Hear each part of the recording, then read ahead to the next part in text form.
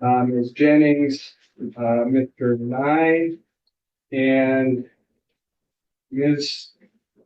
Allen? No. Okay.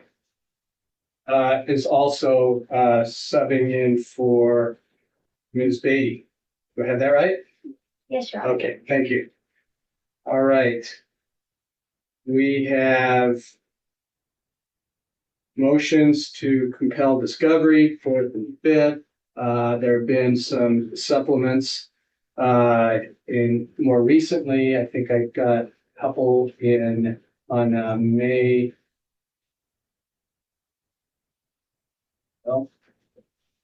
28th, I believe. So we need to sort that out. That's going to be in the morning, and that is open, obviously. And afternoon, starting at 1:30, we're going to address genetic genealogy. I think that's the plan. Okay, so starting with you, Ms. Taylor. Thank you, Your Honor.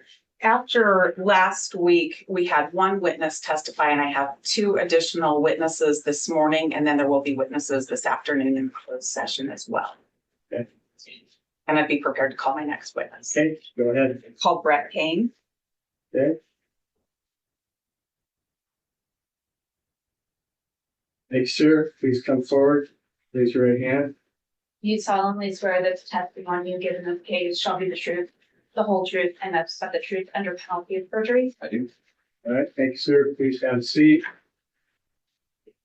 And then when you're seated, please state your name and spell your last.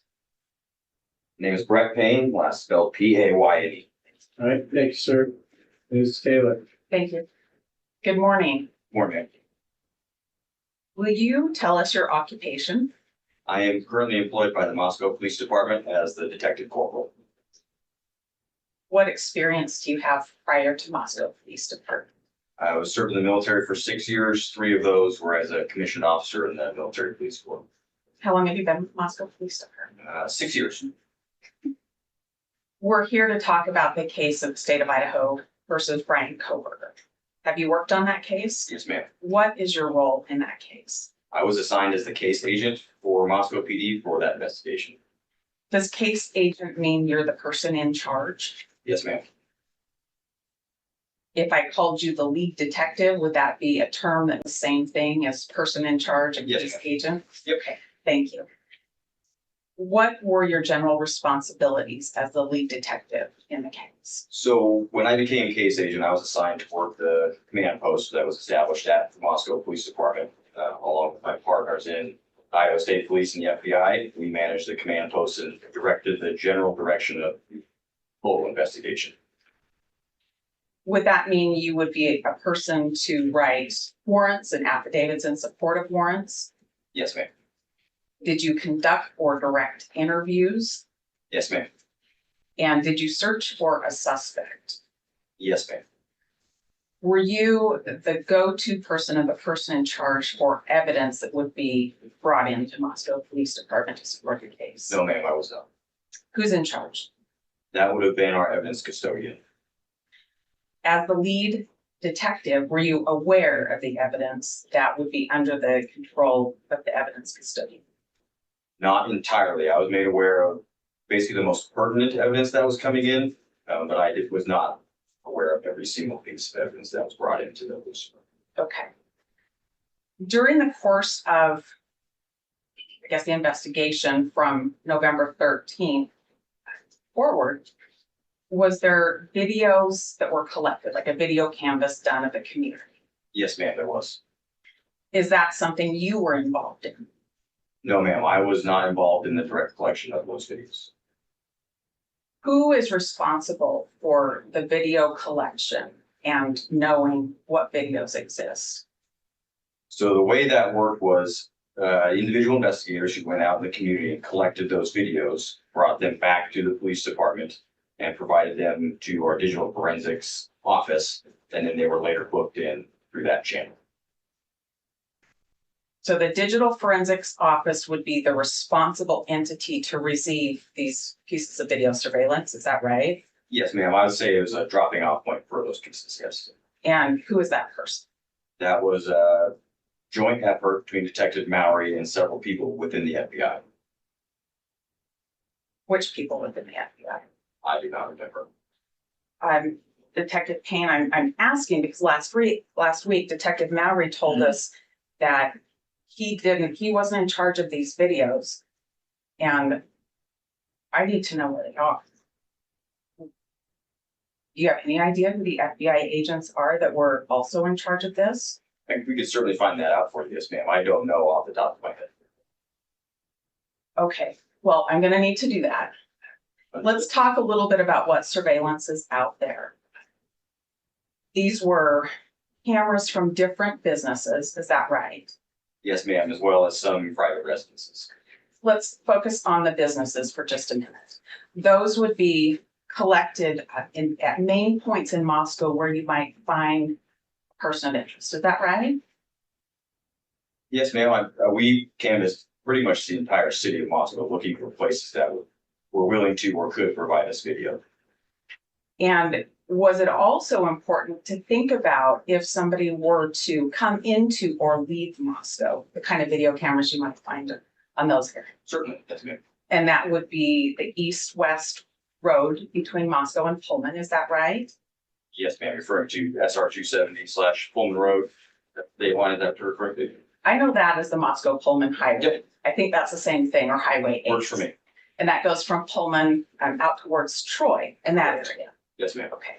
And also important in that video collection would be the north-south Highway 95, the north end of Moscow and the south part of Moscow. Is that right? Yes, ma'am. Okay.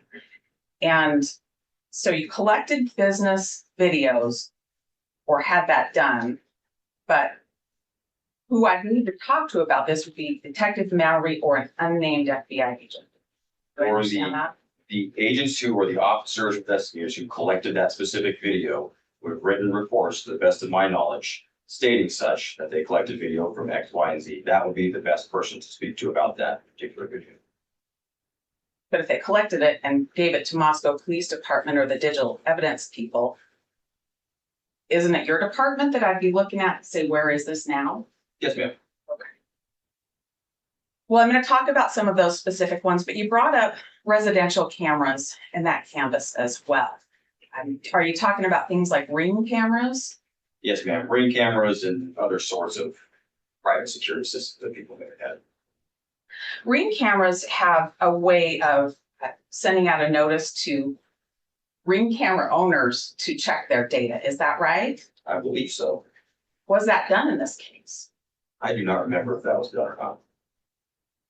Are you familiar with some of the Ring cameras or home surveillance videos in this case? Yes, ma'am. In particular, I think your affidavit talked about one on Indian Hills Road. Do you know what I'm talking about? Yes, ma'am, I do. How did that camera come to your attention? I believe Detective Vargas works for MPD. She contacted the residents at that, the person who lives at that residence, and they provided that camera footage to Detective Vargas. Do you know why she contacted them? I believe it was part of just the video canvas, best of my knowledge. Now, I want to talk about some of the specific businesses, and you mentioned that I'd be looking at a police report to tell me if it existed or not. As the case manager or the detective, are you familiar with the reports from other officers that may have talked about turning in videos? Some of them, certainly not all of them.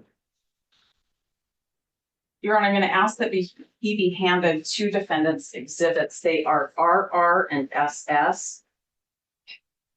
No, thank you.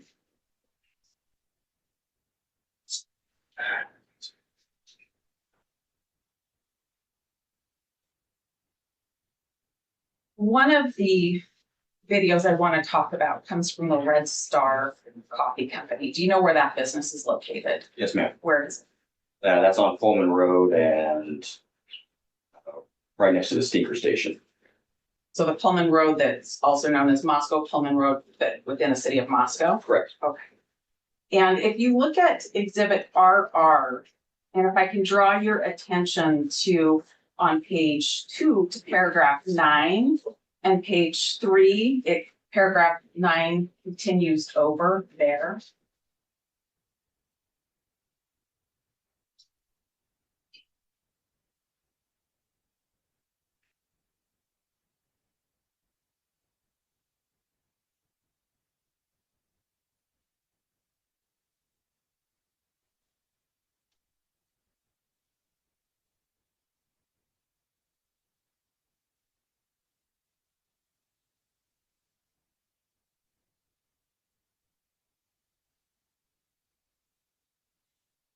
Based on your review of that, am I correct in believing that the Red Star surveillance video was collected and given to Moscow Police Department? It reads that way, yes, ma'am.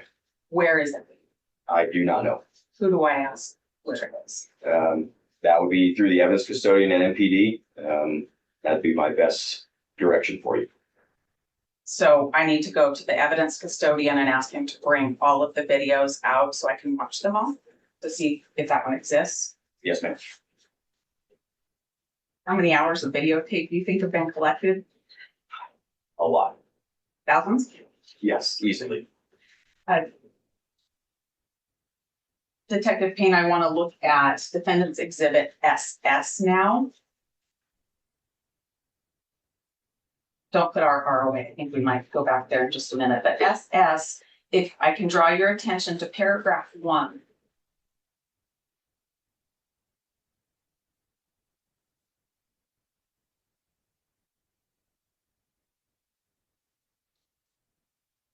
Okay.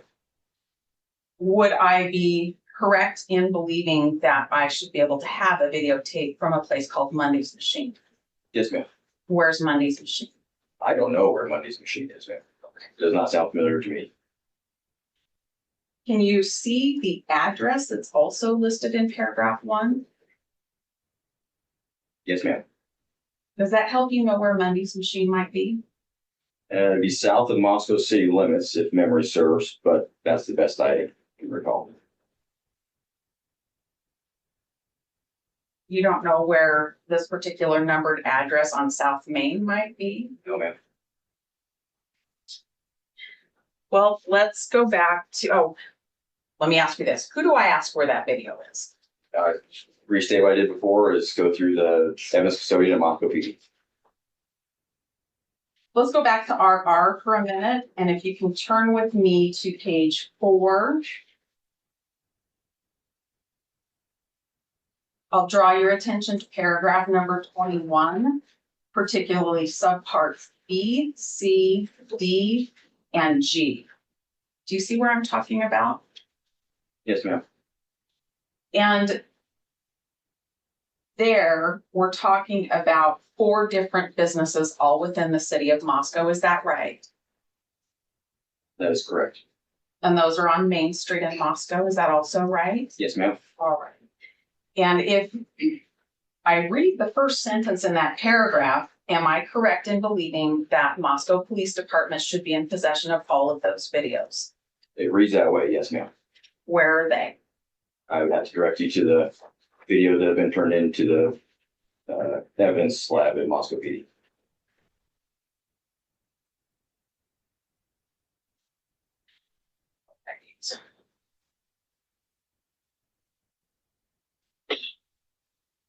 I want to talk a little bit. I'm going to move from videos now, and I want to talk a little bit about affidavits and search warrants that you wrote.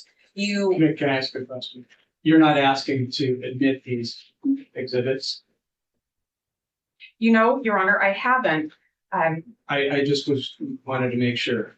Yeah, I haven't. The court has those in a pre-filing to put the court and counsel on notice of things we talk about.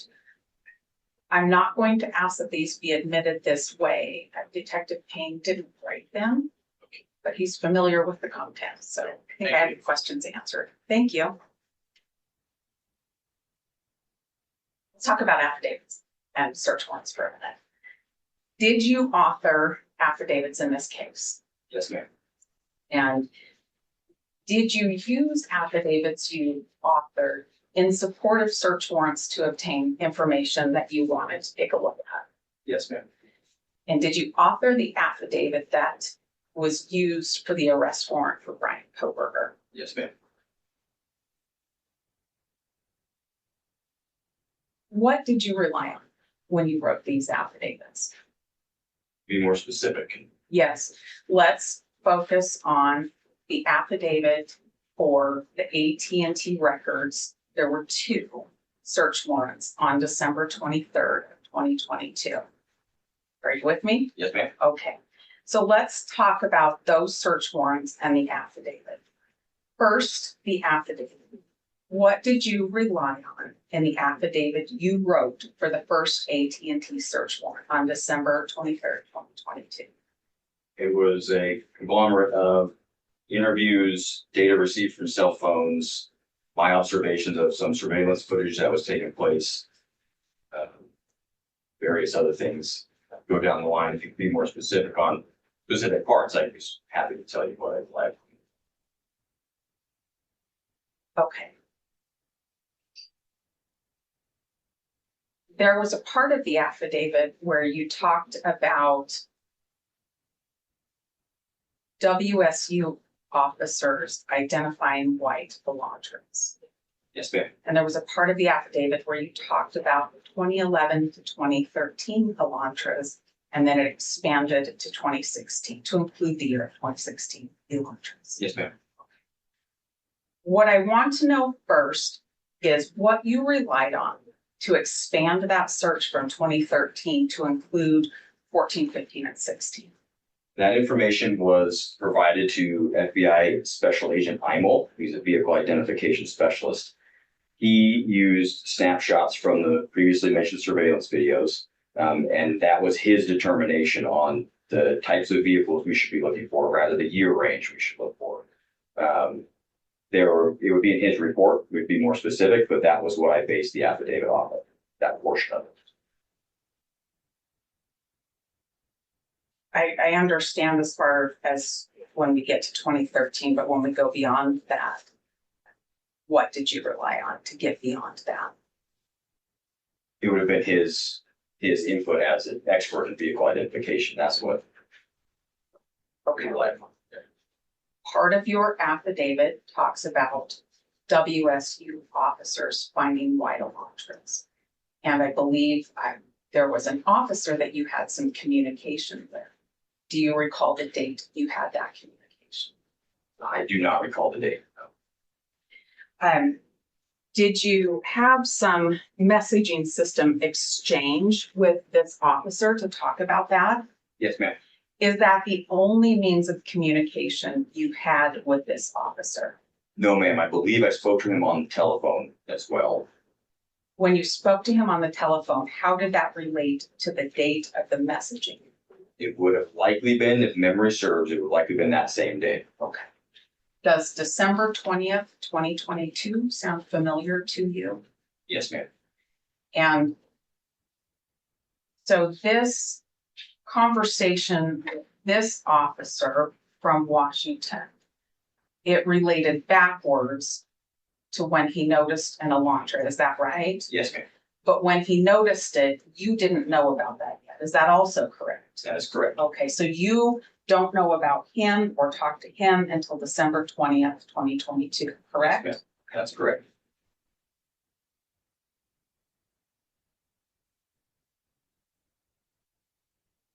In your affidavits, did you rely on cell phone information and cell phone location information? Yes, ma'am. Did you work with cell phone records yourself? No, ma'am. Did you see cell phone records yourself? Yes, ma'am. I did. When was the first time you saw cell phone records that were attributed to Bryan Kohberger? I do not remember what date that was. Well, maybe you can give me an estimate. We know on the 20th, you're talking to WSU about an observation from a month before. And we know on December 23rd, you're asking for AT&T warrants for information. Can you narrow That's it down? yes. Sorry, Judge. That's a yes. You can, I just want to get the record. Yes. Yes, that's Okay, correct. thank you. So between those 2 days, does that help you identify the first time you saw cell phone records related to Bryan Kohberger? Memory serves, the first time I saw any cell phone records related to Bryan Kohberger was after we received the return from the first search warrant. Just to be sure I'm tracking with you, when you say the return from the first search warrant, we're talking about the first AT&T warrant. Yes, Is that right? that's correct. And in that warrant, you were seeking 48 hours worth of records, is that right? Yes, ma'am. Okay. So if I call those the 48-hour records, we'll both be on the same page? Yep. All right. You wrote your second AT&T warrant for a much longer period of phone records that same day, December 23rd, correct? Yes, ma'am, that's correct. How far ahead of that warrant did you see the records? It would have been upon the receipt of the 48-hour records that came in from AT&T. Immediately after receiving those, I began writing that second section of the second AT&T warrant for the longer period. If that makes sense. It does. So you get these records and you take a look at them and you start writing your warrant. Is that right? The records were provided to FBI Special Agent Balance, who began deciphering them. I'm not an expert in cell phone records. That was the next thing I was going to ask you. So, no, ma'am, I'm not. So, he was the one who was conveying that information to me so I could understand what it was. So do you get the records and then get them to him somehow? Yes, ma'am. The records do they go directly to Balance? I do not recall what the distribution was on the return itself. I do not recall that.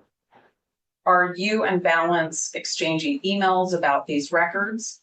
No, ma'am, not that I remember. How did you get them to them? We were co-located. At the time, Detective Balance was at the Moscow Police Department about 30 feet down the hallway. Are the two of you exchanging text messaging during this time? I do not remember if you texted during that time. I may have a record that would refresh your memory. I'm certainly not seeking to have these admitted, but I'd like to hand him some records to see if we can refresh his memory.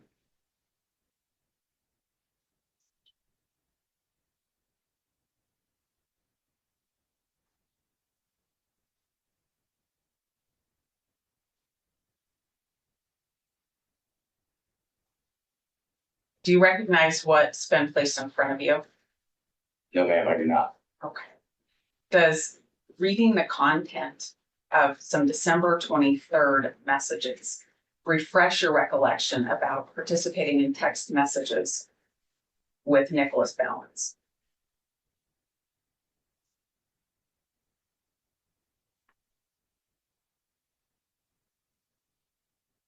It really does not, ma'am.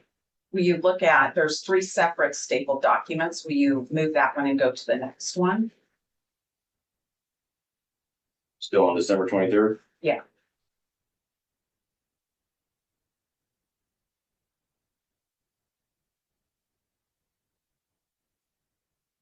I do vaguely remember that exchange, the one at the top of the second.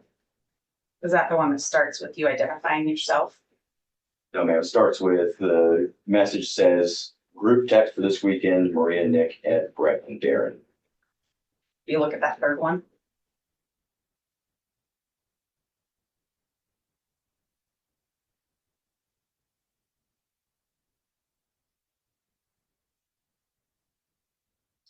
Seems vaguely familiar. Okay. So just so I'm clear then, Nick Balance is at Moscow Police Department when you're getting, on December 23rd, when you're getting these 2 warrants. Is that right? If memory serves, that's correct. Okay. Well, you told me that you're not the guy who understands how to interpret these records. Do you know anything about cell phone towers? Very little, ma'am. Okay.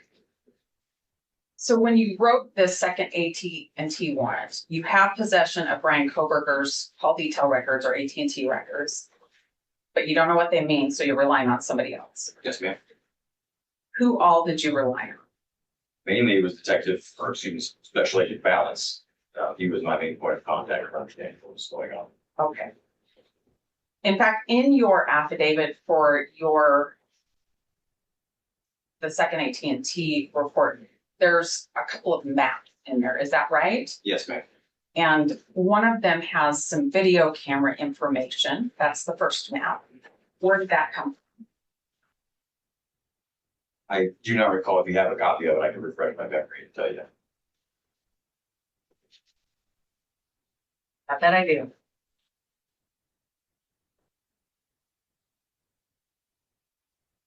I have what we've marked defendants B.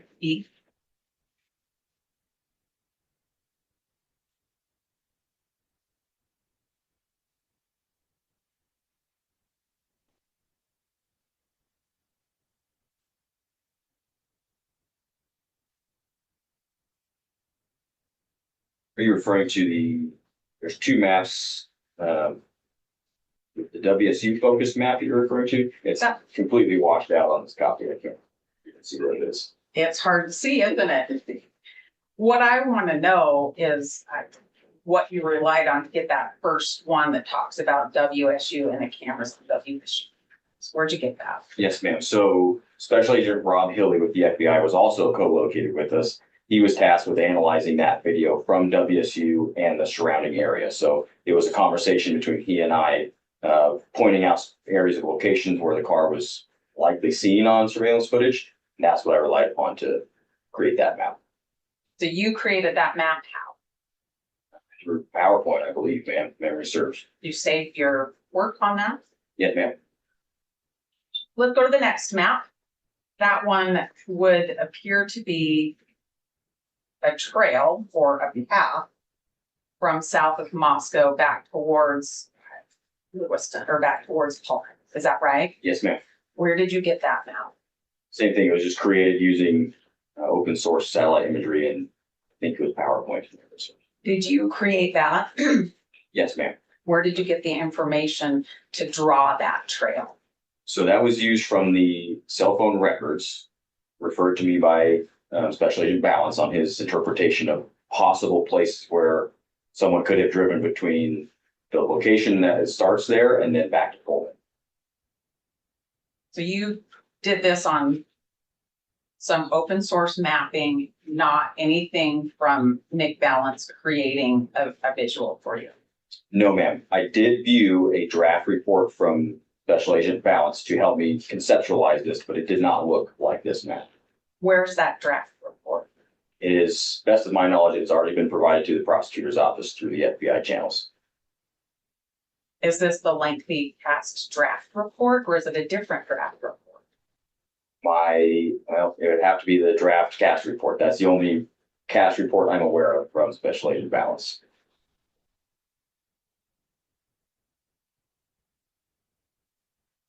So on December 23rd, are you saying you looked at this past draft report to make that map that went into your affidavit to get the second set of records?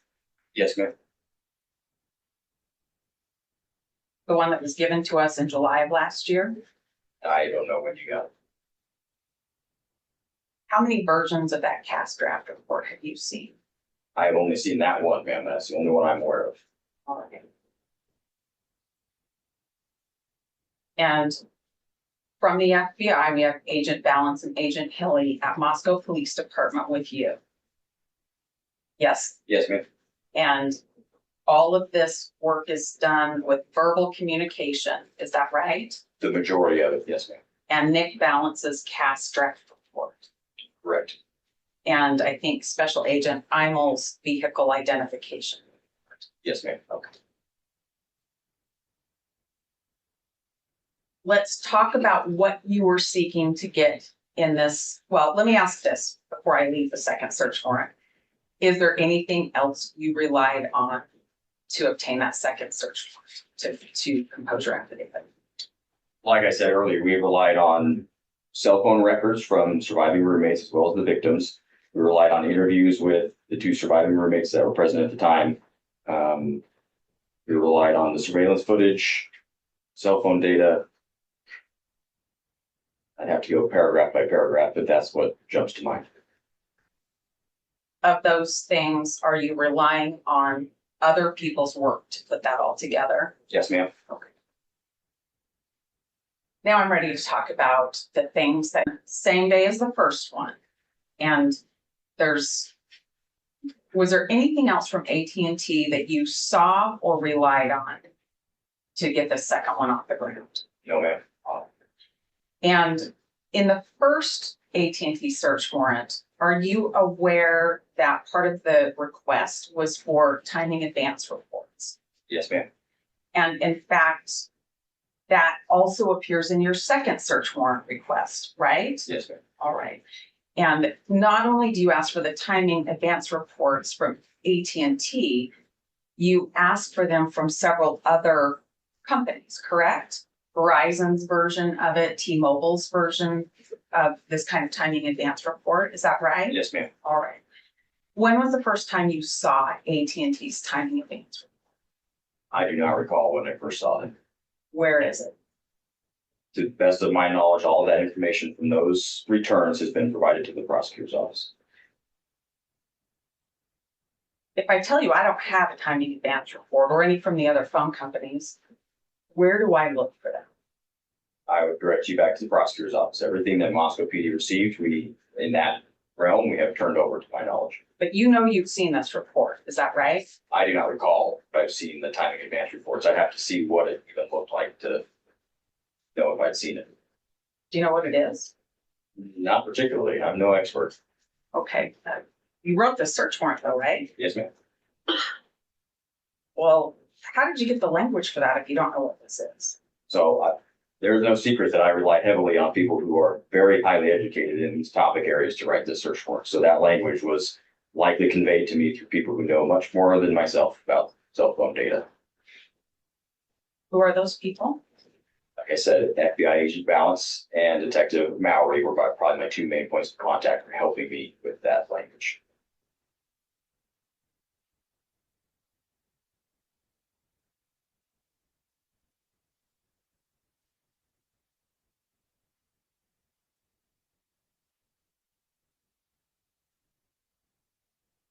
During the course of your investigation and work on the case that became the case that we're here for now, did you communicate with Agent Balance by email? Yes, ma'am. And did you communicate with other FBI agents by email? Yes, ma'am. And did that relate to the investigation of the scene and later the investigation of Bryan Kohberger? Certainly, yes, ma'am. Were those communications that assisted you in preparing affidavits and search warrants to carry out your duties in the case? I do not recall. But you recall the emails themselves. I recall sending emails to FBI agents, yes, but And- specifics, no. And receiving them? Yes, ma'am. Where are those emails now? All emails that Moscow PD is aware of have been turned over to the prosecutor's office. Your Honor, if I could have just a minute. Sure, thank you.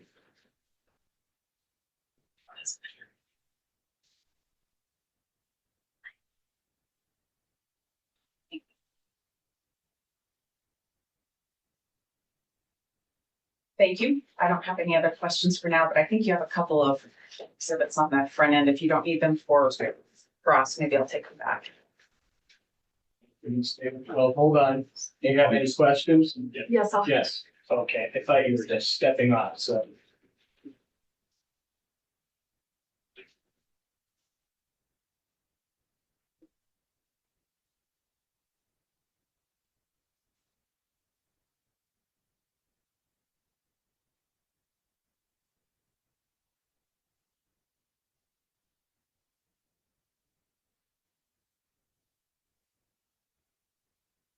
Jennings? Yes, thank you. Go ahead. Morning. Good work. Your knowledge, have all the evidence in Moscow Police Department's possession been turned over to the state for us to discover? Yes, ma'am. Have you facilitated the defense visiting MPD to review the physical evidence in this case? Yes, ma'am. Approximately how many times have you done that? I had to guess, I'd say 6. Now, let's talk specifically about this video surveillance.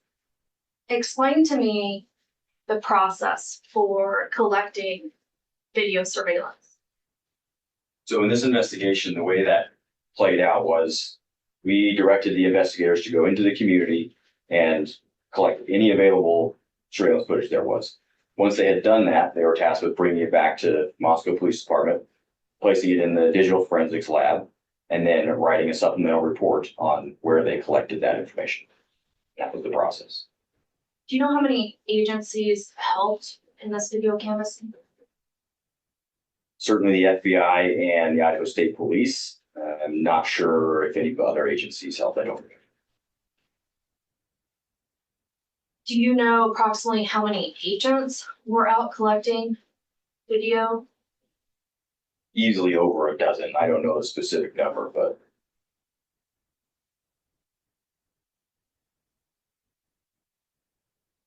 Isn't it true that investigators collected video surveillance from approximately 79 businesses yes, ma'am. and approximately 10 residences? So let's talk about the areas that Ms. Taylor mentioned. Isn't it true that there's other surveillance video capturing the Moscow-Pullman highway, specifically on the way to Pullman? Yes, ma'am. Isn't it true we've turned over video for banks Yes, on ma'am. that highway? Isn't it true we've turned over surveillance for stores on that highway? Yes, Isn't it true we've turned over video for gas stations? yes,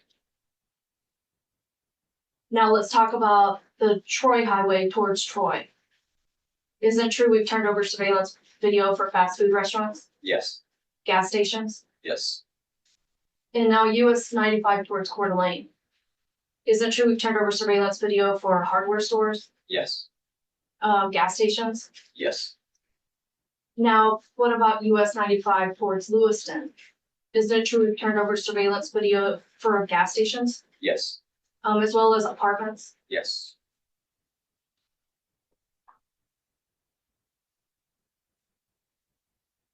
Now let's move to your PC affidavit. Can you explain to me what did the investigation look like during the time that you were writing that affidavit?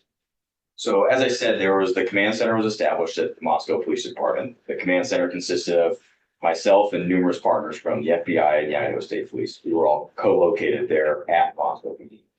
We also had individual sections assigned to do various tasks, collect video, conduct interviews, so on and so forth. The majority of those people were also co-located at the Moscow Police Department. So as the process for developing this affidavit began, those people would just come into the command center and relay information that was deemed to be critical or important. The reason for that was to shorten the chain of information to make sure that the folks, myself and my partners in the command post, got the clearest view of what the investigators on the ground were actually retrieving and learning as this went on. As they relay that to me, I can put that into the affidavit. And is that standard to rely on what other investigators tell you when you're applying for warrants? Absolutely. And is that what you did? Yes, ma'am. And is what you relied upon detailed in your probable cause affidavit? Yes. Now, talking about the timing advance records, are you aware that AT&T didn't provide timing advance records in December of 2022? I do not remember.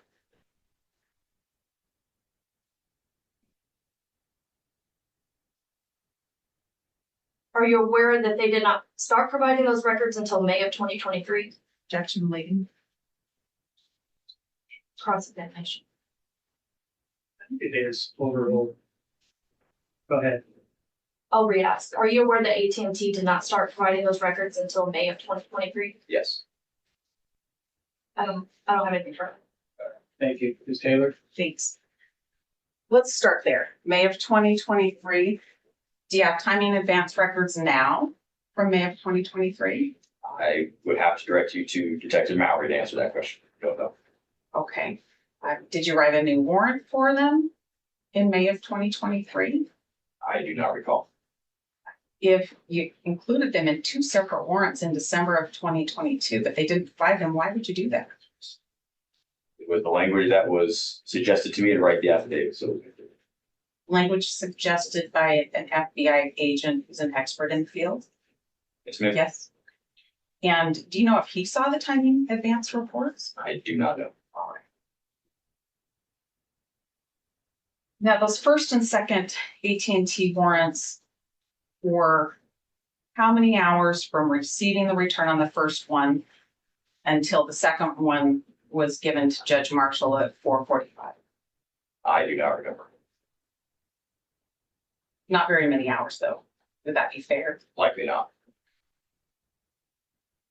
I want to talk a little bit more about the video and what's been turned over and what hasn't been turned over to us. And I want to focus a little bit on South US 95. Do you recall that south of Moscow on US 95 is the path that you put in your search warrant and affidavit alleging that Bryan Kohberger left Moscow going south on US 95? Yes, ma'am. All right. And are you aware that one of the videos that you gave us, the coffee shop that they are on South 95, that leaving Moscow, you have to pass that covers 5 a.m. to 6 a.m.? I do not recall the time frame for that. And so the time frame in these videos would matter, right? Certainly. The time frame in the videos to be meaningful would need to cover a time that surrounds the allegations against Mr. Kohberger. Is that fair to say? You could say that, yes. Okay. And are you aware that Wasson-Kari Construction had a video, and that also has a very limited time frame, like 5 a.m., just 1 hour of video also? Sounds vaguely familiar, yes. And that's also south on Highway 95, is that right? Yes, ma'am. And the one we talked about today, Monday's machine that nobody can find, that clearly was given to Moscow Police Department, that's also south on 95. Yes, ma'am. Okay. I understand that you had a lot of help on canvassing and collecting things. There was a lot to do. But as the lead agent and the lead department, is there some kind of inventory of these videos, like a general inventory that would help me know what you have and why you don't have the relevant timeframes? The inventory that would be most useful to you is the inventory of evidence that has been booked into the Moscow Police Department. That's the inventory. And I did come see the evidence. That's fair. I did come see the evidence. We didn't watch videos together though, did we? No, ma'am. And would you agree that that evidence is on thumb drives with stickies on papers that tell us different things, but not like an inventory of what's on each thumb drive? I am not aware of an inventory of each individual thumb drive. Okay. So for us to do that together would take some days to inventory it all together. Is that right? Yes, ma'am. And that's my best way to try to find this Monday's machine Certainly. and Wasson-Kari Construction. Yes, ma'am. Okay. That's it. Thanks. All right, Ms. Taylor, anything to follow up on that, Ms. Jennings? Oh, just one second.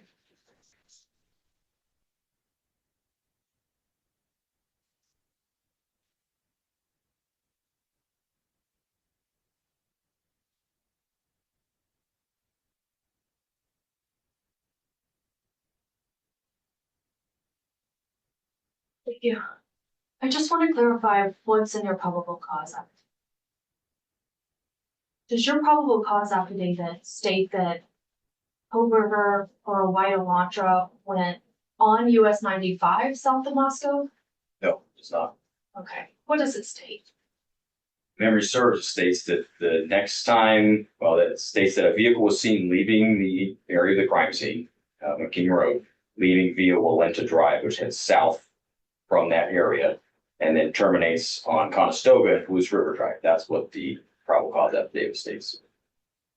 And to your knowledge, are there other paths of travel south of Moscow besides US 95? Yes.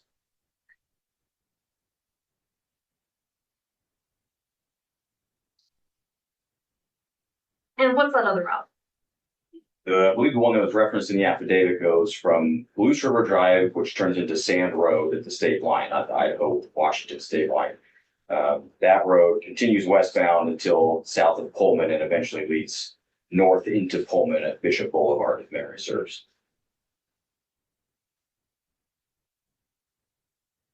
And does that path of travel go by Watson Carey Construction? I do not believe it does.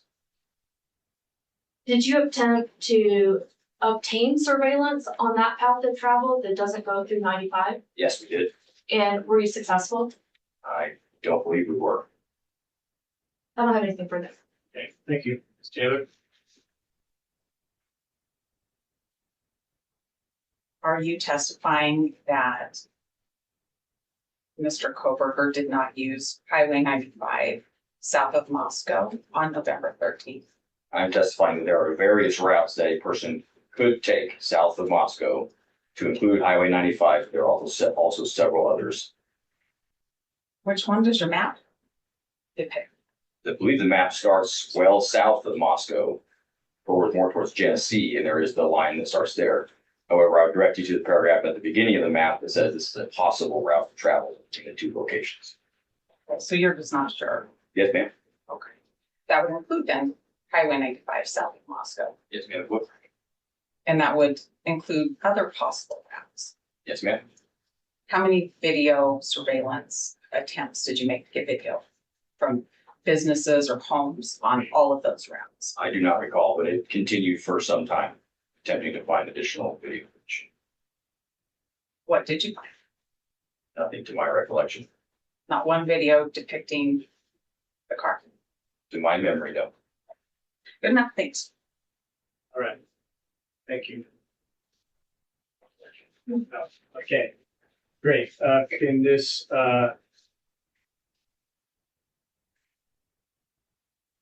Detective, Payne be excused at this point? He can be, thank you. Okay, any objections? All right. Thank you, sir. Thanks for being here. You can, you're free to stay or leave. Thanks, sir. Thank you. Your Honor, we call Syray. Okay, thank you.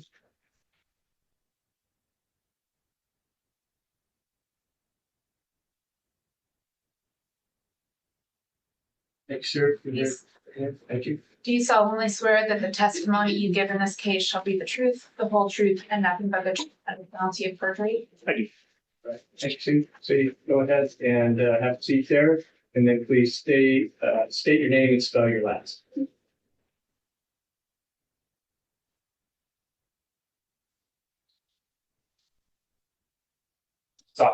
Ray, R-A-Y. Thank you, sir. Ms. Taylor? Thank you. Good morning. Good morning. Will you tell us what you do? I have a handful of different jobs, but primarily for my role here, I do a lot of consulting, analysis, and evaluating geolocation data as it pertains to mobile devices. Let's talk about how you got to that place where you by consultation on devices and geolocation. Okay. What background led you to this job? I started with a law enforcement background. I started my law enforcement career in 1995 in Arizona. Started working with the first set of cell phone records in that capacity in 97, late 1997. There wasn't a lot of training. Obviously, cell phone technology and the use of that in criminal investigations was very new and novel at that time. So most of my early training came directly from the carriers. If I was working a case with Verizon or AT&T, I would work directly with Verizon or AT&T engineers to understand the records, what they meant, how to map them, how to interpret it. In 2000, I started a very small police department in Arizona. In 2000, I transferred to a much larger police department in the Phoenix area. When I made that transition, I took more of an investigative role. I was previously a patrol officer. That investigative role, I started with a DEA task force where I worked with drug narcotic interdictions, and the primary role there was working with cell phone records. So I had some more training experience in that capacity. In 2001, late 2001, I left that position and I went into a full-time investigations position. I started with sex crimes and child crimes. Again, using cell phone records and attending what training was available. Again, most of that is from the carriers directly. About 2000, 2004, I moved out of sex crimes and child crimes into persons crimes or violent crimes. So any type of a dangerous or violent crime against a person. Continuing to work with cell phone records and attending what training I could. In 2008, I was promoted to sergeant, and I was immediately put into a homicide robbery sergeant's position, where I stayed until 2010.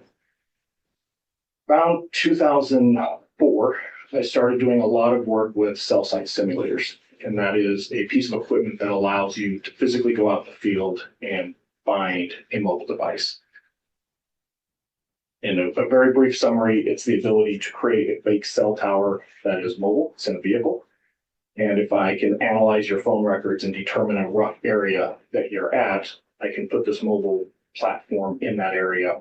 Your phone will register to it, and I can physically track the phones. It's in the courtroom, it's in a bedroom, wherever it may be. In 2007, our agency purchased that equipment. So prior to that, I was working with other agencies looking for devices using it. 2007, we purchased our own equipment. That purchase also prompted more training. There was a company, it's owned by Boeing. They came in and I had 80 hours at that point specific to cellular network engineering, how to go out and actually conduct these surveys to understand how a particular cell phone network works in a particular area, how to replicate, how to create a cell site that looks legitimate in that area. I worked with that company for a number of years in doing that, hundreds of hours worth of back and forth working, actually going out in the field and doing this. In 2010, I had an opportunity to go to Afghanistan as an advisor in charge of an undercover Afghan police team that targeted IED cells. And again, we would look at different types of technology that we could leverage in doing that. I came back in late 2010, early 2011, and went back to the police department.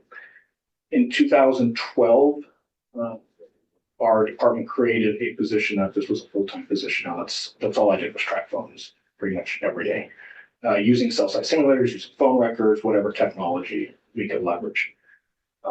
Because of the lack of training that was available when I was a younger officer, in 2007, I started a training company. At the time it was called Phoenix Training.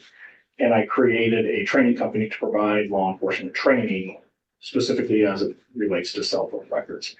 I've been providing that training from 2007 up to, we're about 2013 now. I was really frustrated with the lack of software and training available to law enforcement. It's very complex and clunky, for lack of a better term. So I began researching and teaching myself how to do some basic computer programming. And I wrote a program that I could take phone records from any carrier in the United States, and I could put it in this program, and it would immediately map hundreds, if not thousands of connections. It was pretty unique at the time. There just wasn't a lot of options out there that was doing the geolocation. There was a lot of analytics to who's calling who and how often they call that person. But specifically to put it on a map for detailed geolocation data, there was a big gap in the market.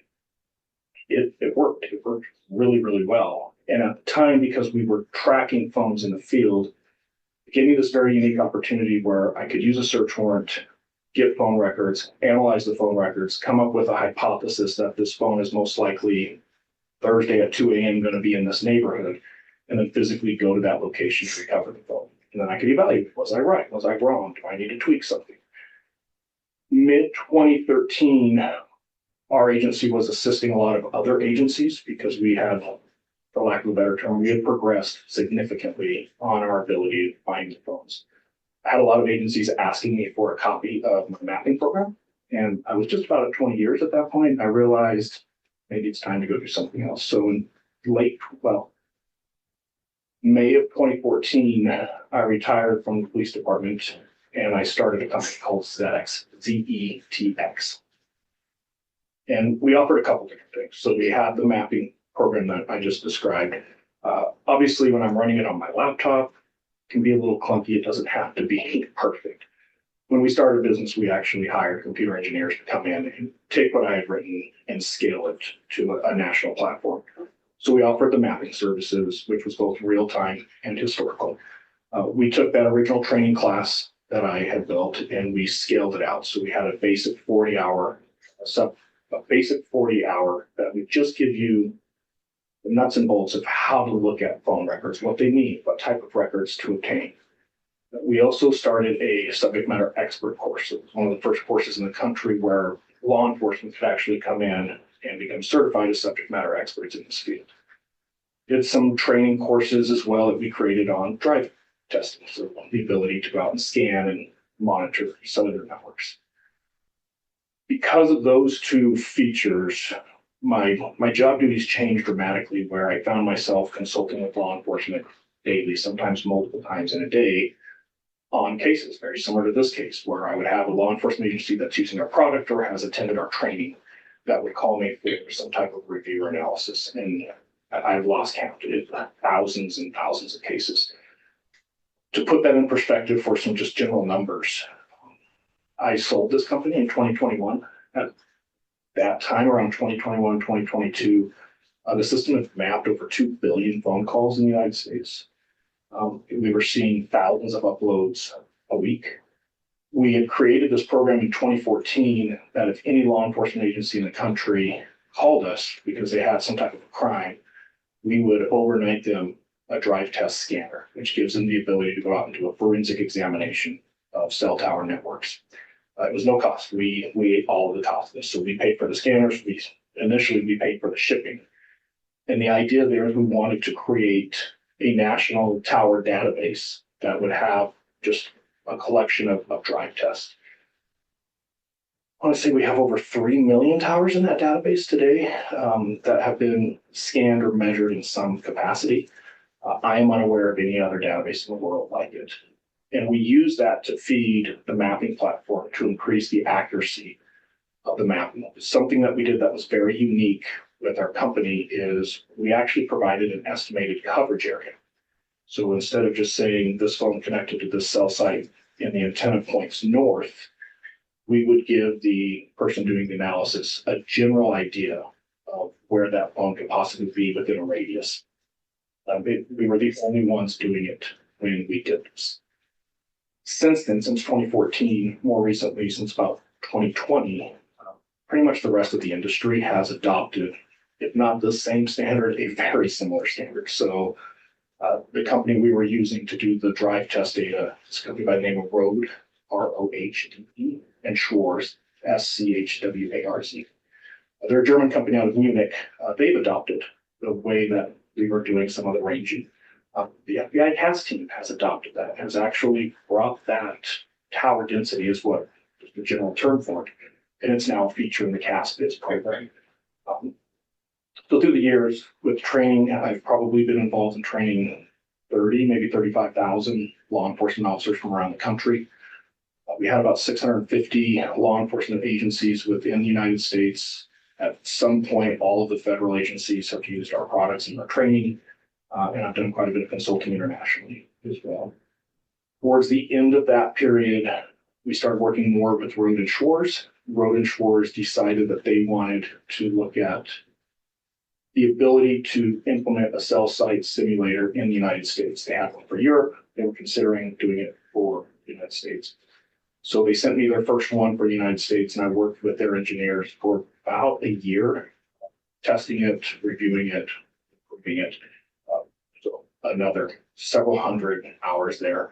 I've tried to figure out how many of these missions, if you will, of going out and finding a phone or looking at phone records, and it is literally thousands and thousands of hours at this point. I can't tell you specific number.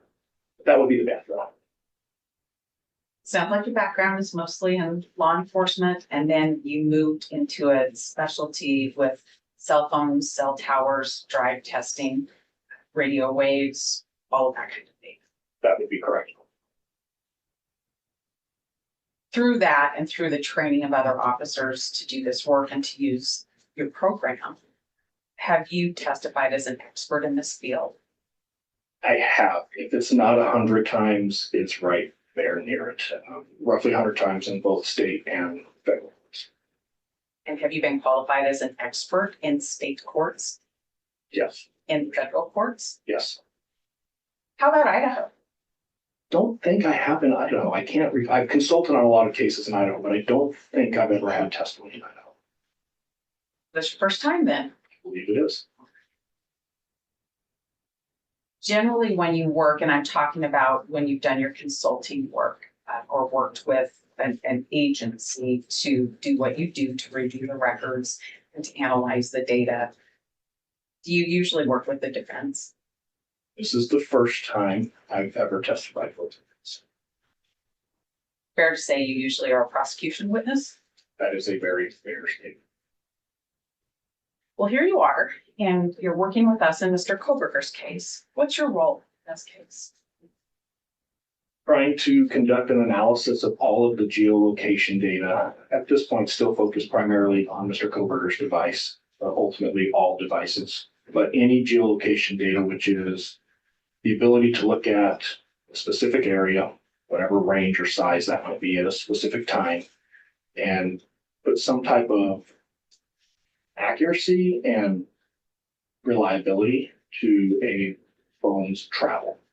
Maybe it's stagnant when it's moving, when it's not moving, when it's off, it's on, those type of things. But specifically as it relates to network, so the cellular network or a Wi-Fi network, I am not a forensics digital guy. I don't get into cell extractions. I'm not looking at the metadata on the phone. I'm looking at it very much as a network tool. If I can make a rough distinction, you're not the person that's going to tell me who they called and which Facebook groups they might be a part of. You're not going to look at the data from the phone like photographs, but you're going to tell me the places this phone went and how it was used while it went somewhere. Kind of. Let me clean that up a little bit. I will look first at where I believe the phone went, where it traveled, how it got there, how long it took, possible routes. And then to your point, I call it cooperative data. I'm then going to seek out all that data you just talked about to say, okay, well, we have these 3 photographs, we have this piece of surveillance video, we have these 4 receipts. And I'm going to overlay it with my analysis so that I can corroborate the analysis accurate. Or maybe we see activity associated with that person and the phone's not there. Does that person just not have the phone, or is part of our analysis wrong? Maybe surveillance details wrong. We don't know. So eventually I will get back to that data you're talking about, but I'm not the guy that's going to go out and extract that data. Would it be fair to say that that's data that you would use in a final analysis as it comes in from other sources, that you're the go-to for me to understand how a phone works with a tower and how it moves between towers if the phone's in motion somewhere? Yes, 100%. You talked a little bit about drive test data or drive testing, and that being part of the company that you developed and part of the work that you've done. Is that helpful in understanding the ultimate picture? Depending on the type of records we're dealing with, it can be very helpful. When we're looking at just basic call detail records, CDRs, a lot of times we're just getting connections to a particular cell site, and we can say a site of that cell site. Sometimes the frequencies that are used. Drive testing is really the only way to get a little bit more specific with where that phone may be. But more importantly, we can start to rule out areas we know it's not by drive testing. So just think of drive testing as a forensic evaluation of the actual cellular network in a particular area. Fair. Are you familiar with AT&T records? I am intimately familiar with AT&T records. How long do you think you've been working with AT&T records?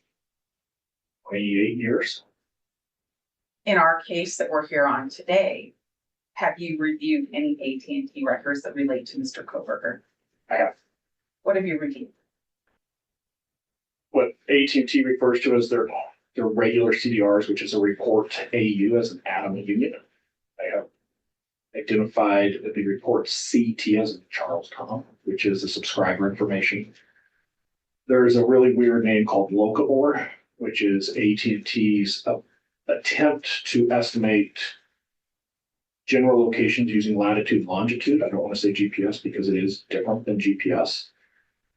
I believe I've looked at some Payne data from December for the most part, that's what I've reviewed so far. Have you looked at two separate AT&T warrant returns from December 23rd, 2022? I have.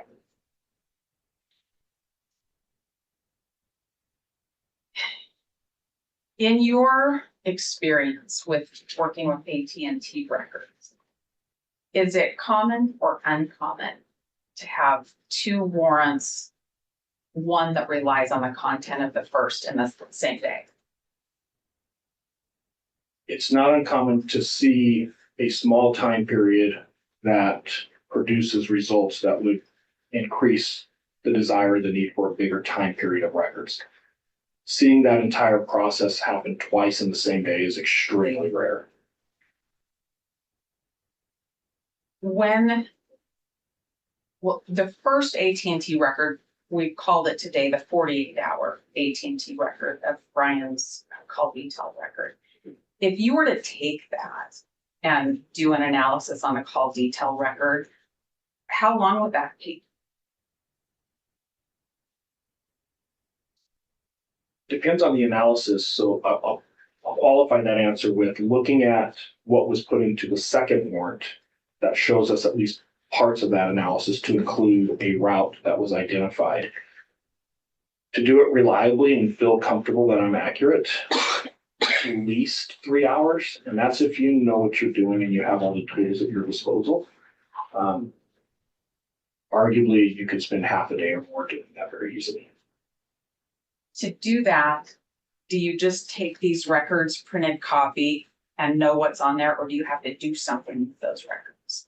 You would have to use some type of a mapping platform software, and you would take the digital copy, which is typically a text file, you would import it into that program, which would then map everything. But if I'm going to use those results, search warrant affidavit, for example, there's a process that I'm going to go through to confirm the accuracy, because in theory, if I'm wrong, the entire linchpin of that case is now hinged on this affidavit that I wrote. So before I commit to swearing out to an affidavit, hey, this is what the phone is doing, X, Y, and Z, there's a further process of just mapping it to validate it. In this case, there's a lot of time distance measurements that need to be performed that can be extremely time consuming. There's some ulterior issues that come up with how that phone is interacting with other cell sites that needs to be analyzed. Again, saying that a very qualified, competent investigator spending half a day just coming up with that basic summary is very reasonable. In that half a day, you would put that record into a computer program and a map would be produced? Correct. What other information besides that call detail record would you need to do this analysis? In this case, I would want the call detail records. I would want the locabor, it's LOCAVR. And I would want the regional cell tower list from AT&T. Does AT&T generally provide that regional cell tower list inside of its record that it produces pursuant to the search warrant? No, I would actually say by policy, they do not. It's a very large file. It typically does not transmit very well to government email. So they would direct users of where they could go online and download it. And have you looked at this record, the 48-hour AT&T search warrant record, the return on that? I have.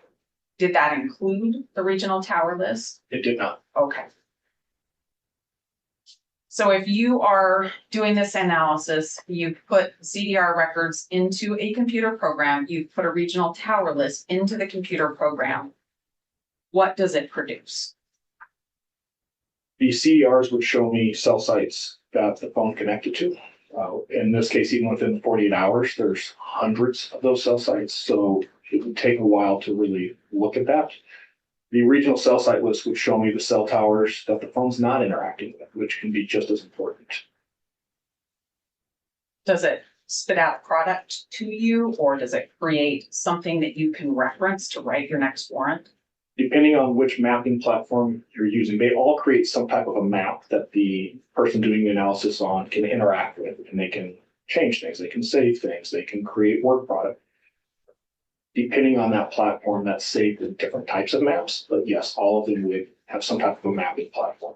Okay. Would that be consistent with this past draft that we heard about earlier?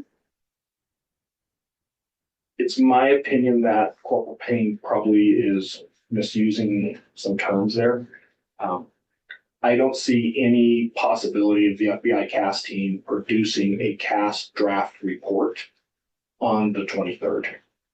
I think he's probably mistaken that he saw some type of CAS work product, which would be this map, before they export all those results into a report. So I believe that he probably saw some mapping through a mapping platform. It would really surprise me if there was a physical report. It would be completely out of character.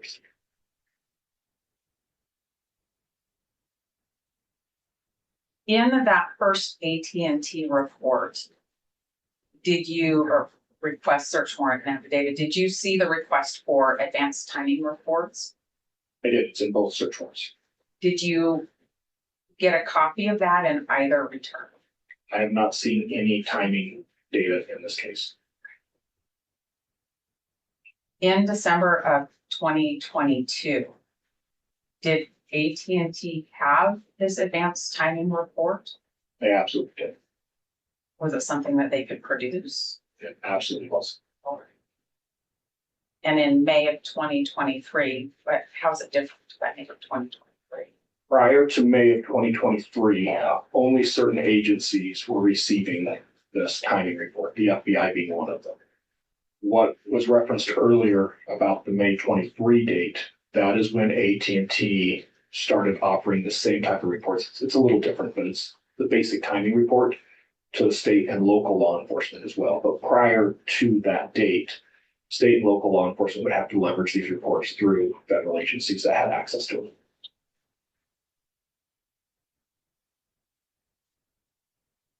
Let's talk about the return on the second AT&T warrant.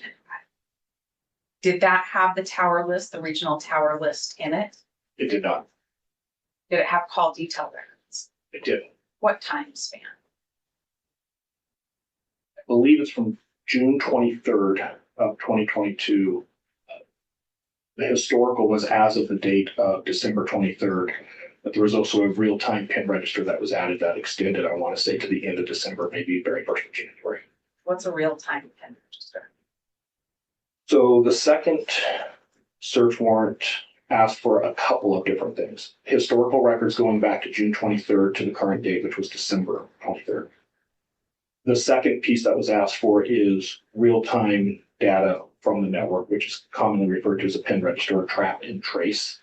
And it's the ability of law enforcement to monitor network connections in real time. So as that phone connects to the network for certain reasons, I can see those connections. It's not a wiretap. I can't hear anything. I can't see content, but I can tell the phone is connected to a particular cell tower. There's also what's referred to as Payne data, and that's going to be AT&T's estimation of where the phone is at, and that's provided by latitude and longitude, and that comes in every 15 minutes. What is the purpose of one of those devices? I should probably clarify. The third thing was the authorization for a cell site simulator. So it was a combination of all of these.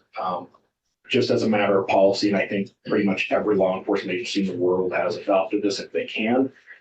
To use the cell site simulator, you want to see a real-time feed of the phone. Otherwise, you're driving in circles where the phone may not be. So it gives law enforcement the ability to have a general understanding of where a phone is operating or functioning.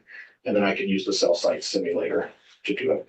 There's a number of reasons an agency might do this. This search warrant actually says they were requesting this because they were trying to locate where Mr. Kohberger was.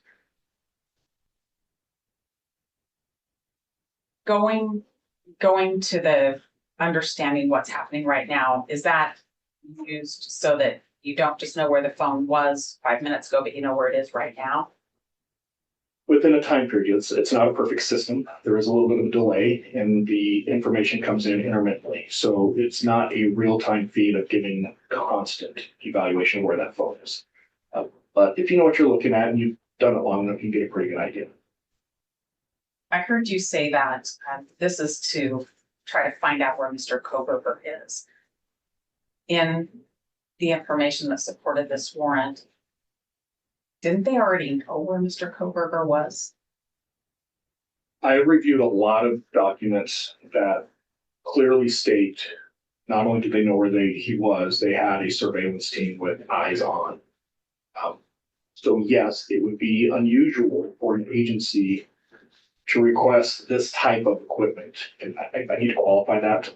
This truck driving around is about $1 million. It's not something you just park in the garage at night. It's a very expensive resource. It's a very technical resource that requires a lot of training and skill to use properly. So typically when it's used, it is used for, hey, we don't know where this person is at and we need to find them. And to be very honest, I don't have an issue with that part. I've used it 1,000 times. It's a good tool. It's a great tool. However, if I know where a subject is and I'm physically watching him, it's probably disingenuous for me to get a search warrant justifying it that I need to find him. Makes sense. Thank you. I want to switch gears and talk about the CAST-BIZ program. Okay. Are you familiar with the CAST-BIZ program? I am. Why? I've worked with a lot of agencies that have used it and accessed it. So I've worked on cases where we've used different mapping platforms to do kind of a compare and contrast as a peer review. So they would create a work product, we would create a work product, and we would check each other's work. Because at the end of the day, we're just looking for the accuracy. We want to see if there's any errors in that. I would say I probably have worked with the CAST-BIZ reports several dozen times, maybe as many as 50. I'm aware of some of the updates they've made. Like I mentioned earlier, I'm aware that they have added a feature that you can now input tower density, so you can create these estimated ranges, if you will. And I'm very familiar with the basic settings that have certain controls you can do, like time zone. What time zone am I going to have it? Am I going to use the coverage density? Am I going to save my work? Am I going to just exit the program? I physically have seen those features a number of times. As it relates to this particular case, have you had a chance to look at any exhibits prepared by Detective Mallory using the CAST-BIZ program? Yes, but I should clarify. One of them I'm pretty familiar with. I believe it's State Exhibit 48 that was used for the grand jury. The others I had never seen until I believe it was last week. So I'm probably gonna have to look at those if you're gonna ask me questions on those. But State's 48, I'm pretty familiar with. I want to ask you a question about that. I'll ask you some other questions about the records we received last week. I'm going to have you handed what was admitted last week as States are, just my copy of it so that we know what we're talking about here.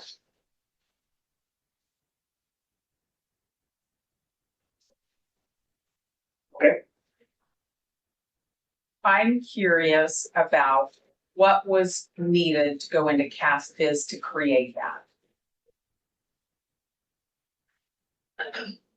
So when I open the CAST-BIZ program, I have to input what I'm going to refer to as source data. So let me define source data is any data that is in electronic format, typically a text file, that the CAST-BIZ program is going to link to this mapping session and use that source data to create the images we're seeing.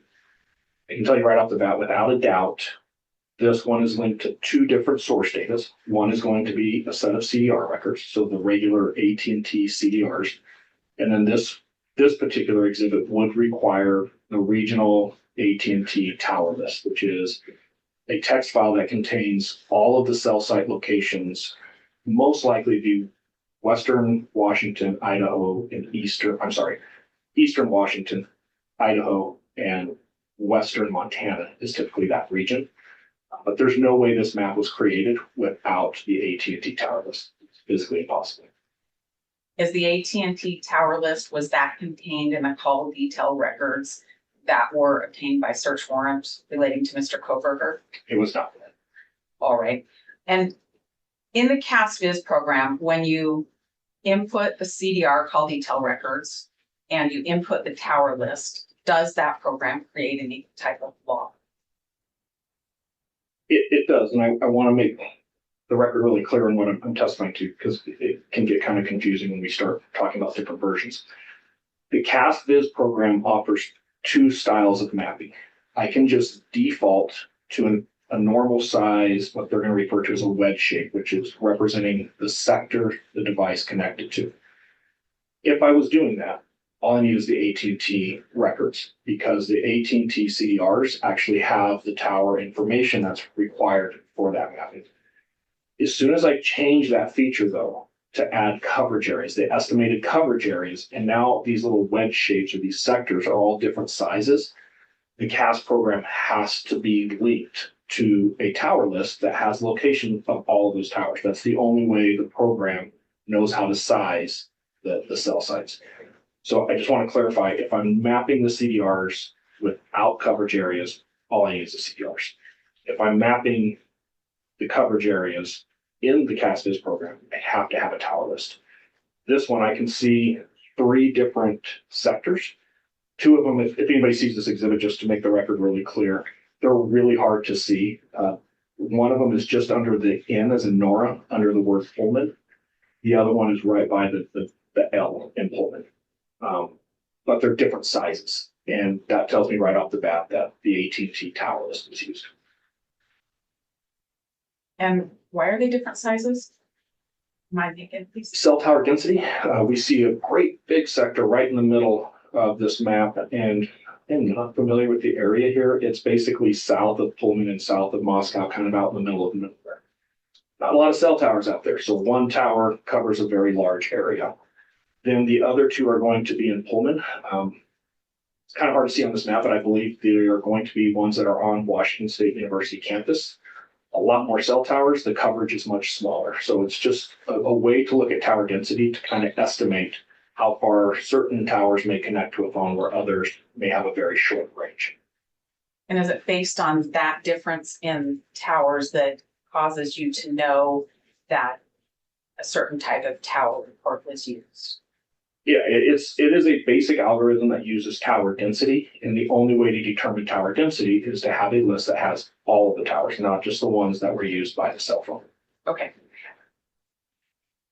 Do we have the list of the tower list that was used by Detective Mallory in developing that exhibit? Detective Mallory stated he did not use a tower list to create this exhibit, so no, but I'm not sure how to answer that other than I haven't seen one. Should it be there? It is physically impossible to create this map without it. If you had the logs from the CAS-Viz program, would that give you more information about what was used? It would. We would need the CAS-Viz program as well. The logs are saving certain settings, and it's a JSON format, which is just a software language. We could load that JSON file into the CAS-Viz program, and for the most part, we could replicate exactly what was done. If I understand that, to turn it around, in order to replicate that and to see what was done, you would need a CAS-Viz program. Is that right? Correct, and preferably the same version that was used. And you need a JSON file that was made by Detective Mallory. Is that right? Correct, and depending on where this software program is, we would probably need the source data again because it may not be automatically linked. Anybody who did PowerPoint 10 years ago, you make a PowerPoint on one computer, you save it on a thumb drive, you go to a different computer, all the links are broken. It could create a situation like that. So you would probably need the original source data as well, just to be sure. What's the original source data? In this case, it would be the AT&T CDRs and the cell tower, the regional cell tower list. From that time? Correct. Okay. Well, no, if we're trying to recreate this work, this is where it gets a little bit complex. We would need the exact AT&T tower list that Mallory used but didn't use, which makes it really difficult because AT&T updates these on a fairly regular basis. If he used a November list and I use an April list, the results could be different. Okay. Why would the results be different and given the month of the day? AT&T could have added or subtracted cell sites in the area, which would change the tower density. They could also reconfigure those cell sites, so maybe they point different directions. Given the rural area, 2 or 3 months, I don't think you're going to see much of a change, but it's always possible. So if we're talking about recreating this exhibit exactly the way it was, we would need not just the regional tower list, we would need to know which version of the regional tower list to use. Is that generally why people in your field save their work? We're talking best practices 101. We're creating a work product that is going to be used in a forensic nature, not showing how an extraction is done, not showing the source data that I use to create an exhibit. It happens, but for the most part, it's unheard of, especially somebody who is a subject matter expert in digital forensics. I won't say I haven't seen it, but it is rare. Thank you. Let's move on and talk about the cast draft. Have you? I'm sorry, Ms. Bailey. The passport report. Draft. Have Can you? I ask how much longer on this? Because we're 90 minutes. I need to give the court reporter a break. But if you're gonna finish, in 5 or 10 minutes, that's probably fine. Your Honor, I would say we probably have 15 or 20 minutes or so. If the court wants to do a break, we can, or Yeah, let's take a recess. We'll be back in 10 minutes. Thank you. Relax.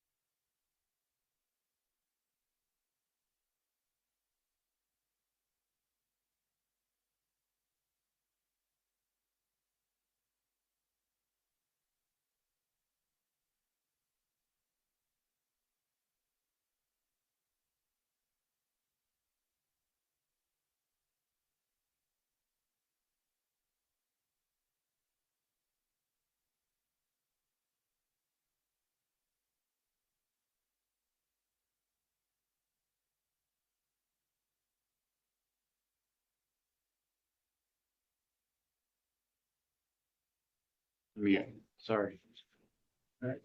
Good? Not on the record yet. Not on the record. Okay, we are back on record. This is State versus Kohberger, CR 2922-2805. Everybody I identified previously are still here in the courtroom. Mr. Cy Ray is testifying. We are still on direct. Ms. Taylor, go ahead. Thank you, Your Honor. Mr. Ray, when we left off at our break, I was about to talk to you about the CAS draft report. Okay. So we'll start there. Have you reviewed a CAS draft report in Mr. Kohberger's case? I have. And from your review of that report, can you tell what records were relied on by Agent Balance to create that report? That report would include, he had to have the AT&T CDRs, the full 6 months. A tower list to make some conversions that I'm seeing on the report. And also drive test data, which would be another form of source data. And then a mapping platform to ingest the drive test data into to analyze it to create these shapes that are then put into the draft report. Okay, I think I have that. Do we have the same call detail records that Nick Balance used to create his draft report? Yes, well, I believe so. Do those records appear to come from the December 23rd, 2022 to AT&T warrants? I would say primarily the second warrant from what I've reviewed. And is that because the CAST draft report spans the full 6 months of those records? That is correct. Okay, and those records, did those come from the second AT&T search warrant? That is also correct. Can you tell anything about the tower report or how the tower information was used by Agent Nick Balance? The tower identifiers that are predominantly used, not exclusively, but predominantly used in the CAS draft report did not come from the report AU. If there's a conversion that can be made, and someone would have to have the national AT&T tower list, or at least the regional list. And I would take information from the CDRs. I would look at certain columns in this AT&T tower list, and I could get certain identifiers that are now being populated to the CAS report, if that makes sense. Do we have a copy of the tower list that you believe was used? We recently received 4 different versions. And when I say versions, they're just by month. And I believe we have August, September, November, and maybe December, or maybe it's in October. I'd have to go back and look. So far, I've only had time to look at the November. And from what I can tell, all of that appears to be accurate. Would we need the October or the missing month to be able to do our work accurately? It's a really good practice. I'm sure that's why the FBI included it. If I'm mapping records over a long period of time, like in this case, 6 months, I do want to see the different versions of the tower list to make sure that if a change was made within the network during that 6-month period, a tower I map in July may map differently in November. So it is important to have that data. We have 4 of the 6 months, but not the other 2. Correct. It would be helpful to even maybe see May, because there may not have been an update made in late June, early July. So May's would be what I would start with. Can you tell if drive testing was done to create that CAST draft?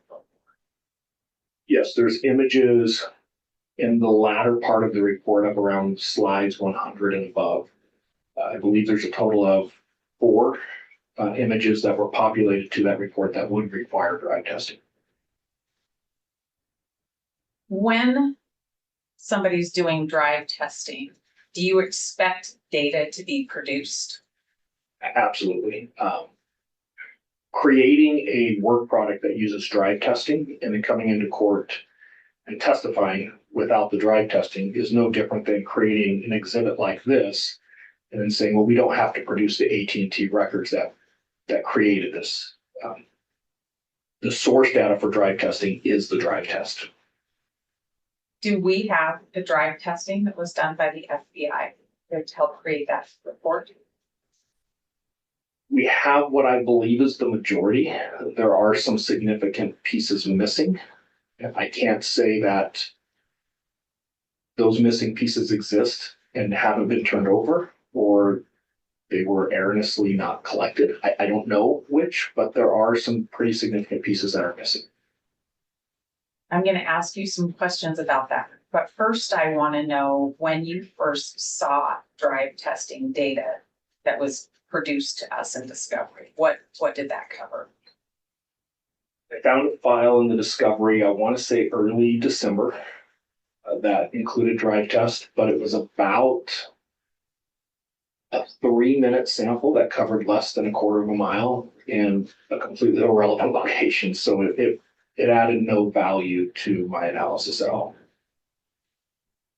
What were you looking for? What time frame and location were you looking for based on the CAS draft report review? I would expect significant drive testing around any location that coverage maps were being used in the CAS report.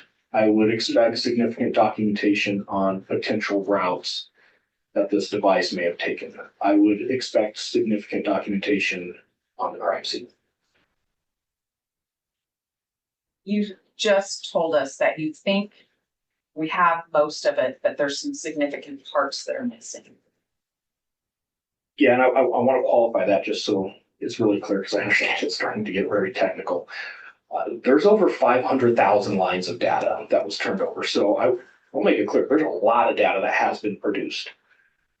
I would say, in my opinion, looking at what's been produced, probably 2 or 3% is missing, but it's not the amount of data or the time of the data, it's the locations of the data.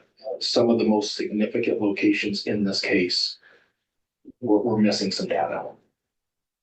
Those significant locations, have they been depicted or captured on the CAS draft report? They have. And tell me what those locations are. What are we missing? I am unable to find any measurements along, I believe it's 270, the Moscow-Pullman Road. If you drove the most direct route from Pullman to Moscow or vice versa, pretty much as soon as you're leaving Pullman to the time that you arrive in Moscow, we are missing that entire stretch. And if there's ever been a case that we need to look at, what does it look like when a phone travels from Pullman to Moscow? This is probably the case. We have the neighborhood around the crime scene, but we don't have the crime scene. Normally, that wouldn't be too terribly significant, because if it's a flat area, there's not a lot of vegetation or mountains. You could probably interpret the same. The location of this crime scene is very unique because it sits on a mountain. Part of it is shielded by a mountain. There's a lot of other big, thick, dense apartment buildings there. Your phone is going to behave differently inside of that residence than it might on the road behind the residence or in front of the residence. I can't find any drive test data that actually encapsulates any part of the property.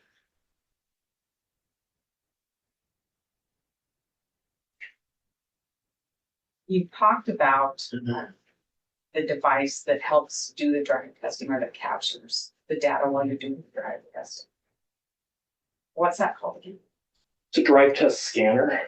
The most common one used in law enforcement is created by Road and Schwartz, that same company I referred to earlier.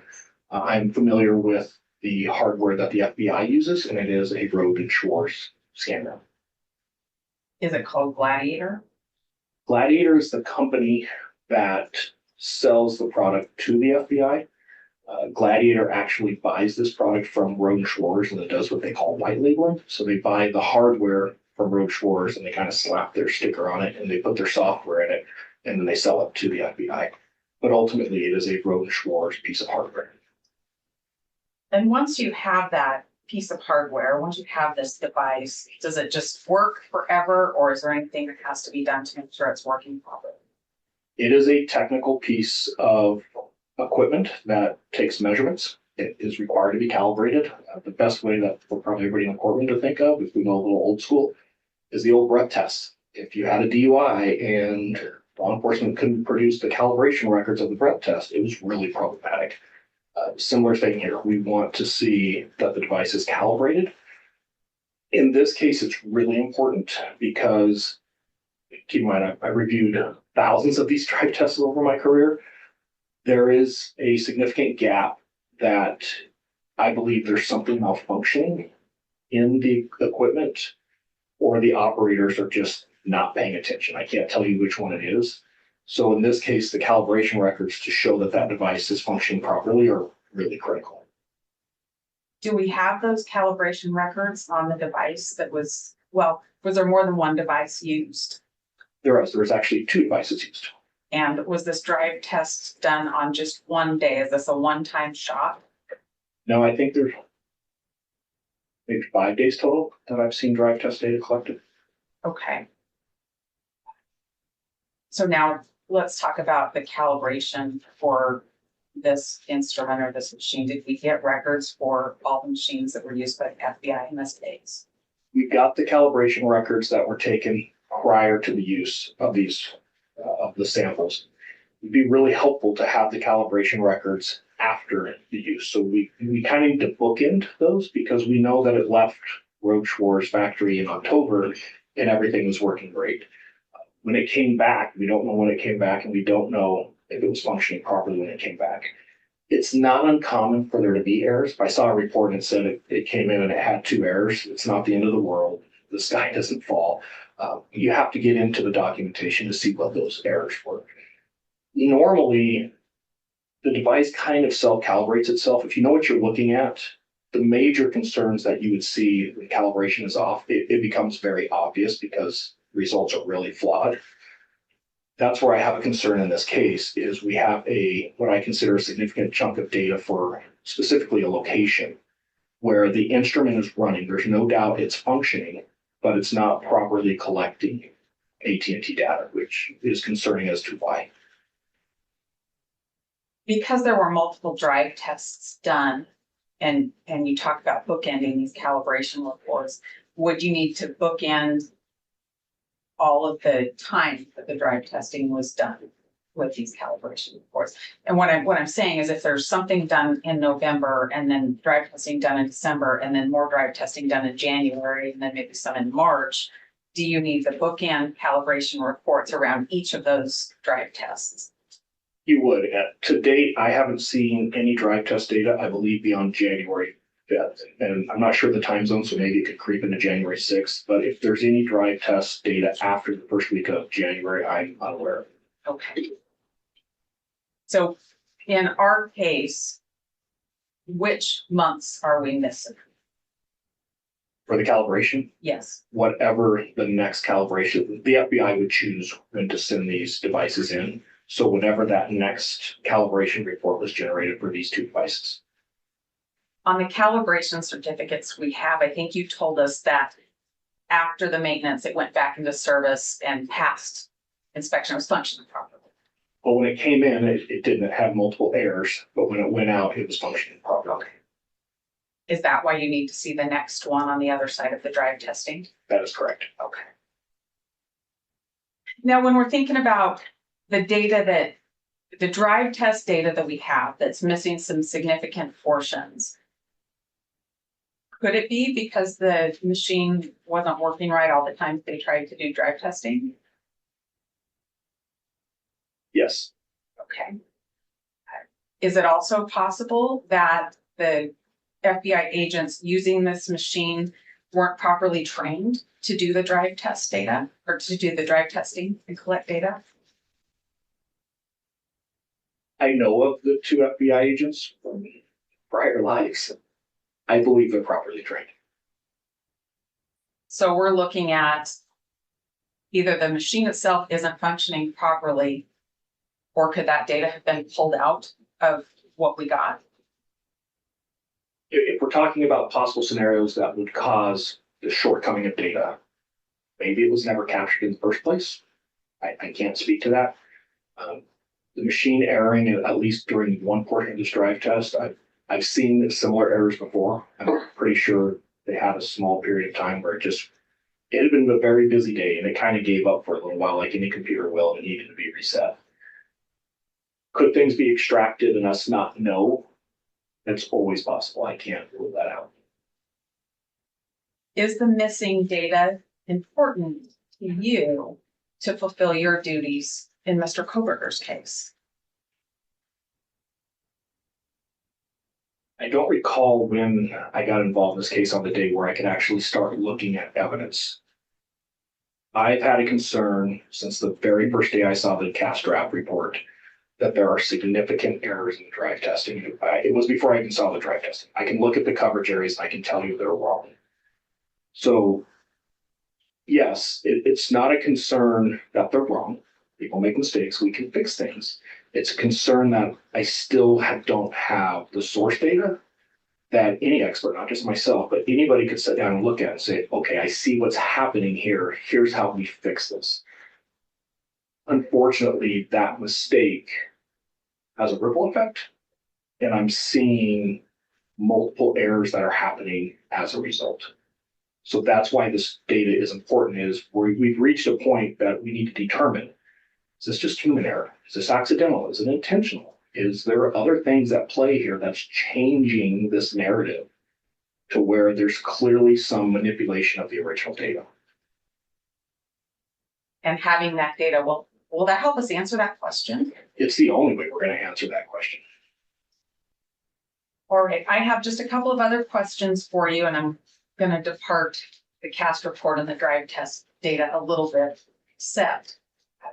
As an investigator or as a person doing an analysis of this case, did the drive test data tell you where a phone traveled to indicate other investigation that you should do? Technically, the call detail records tell us that. The drive test data help us become more accurate with that. AT&T is one of the best companies in this particular situation to show device movement because we get a constant connection. So when, and I will emphasize, when all of the data is mapped, and I'm talking about the CDRs, we can get a really good idea. Hey, a phone traveled north for 10 miles and then it traveled east. The drive test data would actually allow us to replicate and recreate these tower handoffs that we're seeing to come up with that first theory to now we can say, in order to do this and hit these towers in the sequence that it did, it has to be driving on this highway. And then when it went east, it most likely turned onto this highway. So the drive test data helps us get very specific with what the CDRs mean. As an investigator in performing an analysis work done in this case, when you have the CDRs, the call detail records that tell you where a phone's been, is that useful in directing your investigation to what other evidence might be out there, like videotapes? I have to qualify my answer because I'm not sure if you're asking specifically for this case or in general. Yes, you map all of the data. And especially if you're going to justify 6 months worth of data on somebody's cell phone, you map every single connection that there is in those records. From what I have reviewed, the FBI mapped 6% of the data that came in. Mallory's testimony and what I've seen through here, he was up to about 18%. So by either standard, more than 80% on both accounts were never mapped or accounted for. And I'm not talking overall from every single day for 6 months. I'm talking about the timeframes that are chosen. So for example, this time period that's represented here is where I'm getting the 18%. And that's the 48 hours. This is specifically from 2 a.m. to 6 a.m. on the morning of the 13th, arguably the most critical time period of this entire investigation. They mapped a handful of connections. When I say handful, they mapped 18%. When you add the other 82%, it tells a much more detailed story. When we put the drive test data on top of that, you can get even more refined. But to answer your question on any case, that's this case, on any case, and we teach best practices. We've established best practices going back to 2008 in law enforcement of what you do with this type of data. It is a terrible practice to justify probable cause for this very detailed call detail records that give breadcrumb-like trails for individuals and then not map it. We justify an entire probable cause statement saying we have to have this. not mapping it and then making decisions and work products with leaving that out is extremely problematic. Last week, we received some additional records that Detective Mowry found when he was preparing for his testimony on this motion to compel. Have you had a chance to review those records? I have. A couple of them are very technical, so I'm not going to say that I've mastered them yet, but I have a good idea of what was provided and what it means. Based on your, I guess, not as thorough as you'll do review of these records, do you have a sense as to whether these records matter to us and what we're doing to defend Mr. Kohberger? Given the timing of these records, from what I can tell in the emails that were produced by Detective Mowry, these records were generated on the 23rd of December. It's when everything started with probable cause statements. If I had to pick a time when the wheels fell off the wagon, that's the date. There are statements and there's assumptions made in the records that will never be supported by the data. There's a lot of claims that are said in these emails, and even the name files of the records are problematic. It does not represent what it's claimed to represent. Sounds like those might be pretty important to us defending Mr. Kohberger. I could give examples, but I know it's a very technical thing, so I'm not, it could be extremely impactful to either side. I'm not saying just in defending Mr. Kohberger, it could be extremely impactful in prosecuting Mr. Kohberger. The problem's the problem, not what the data helps or hurts. The content of the data, though, is it helpful to us in representing Mr. Kohberger? It absolutely is helpful. Everything that I've seen to date is concerning to me because it's exculpatory. And I need to clarify this. When all of the records are produced and the dust settles and I have time to review it, I reserve the right to say, no, now I'm seeing everything. Here's what I'm seeing. Because of the piecemealing of the data, because of the missing data, because of data that I'm reviewing that is incredibly inaccurate, everything that is missing is absolutely in the benefit of the defense right now. There's other reports that I believe are missing that I can't tell you are in the benefit of Mr. Kohberger or in the benefit of the state. If I was contacted on December 1st by Moscow Police Department, there are things I would have absolutely said, you get this today. Do not hesitate, and especially come December 23rd. Not because of who it's helpful for, but because those documents are the only things we're going to get that's going to be able to allow us to interpret what it really means. When we don't get those documents and we piecemeal things, it creates this narrative that is very harmful for the defense's case. As I've got more documents, I'm finding it's not harmful for the defense's case. There's a lot of misstatements that have been made. So yes, to your question, to date, it is very helpful for Mr. Kohberger. I reserve the right to change that opinion in 6 months, depending on what type of documents are released and what's out there. Fair enough. I need just a minute, but I don't think I have any other questions. Thank you.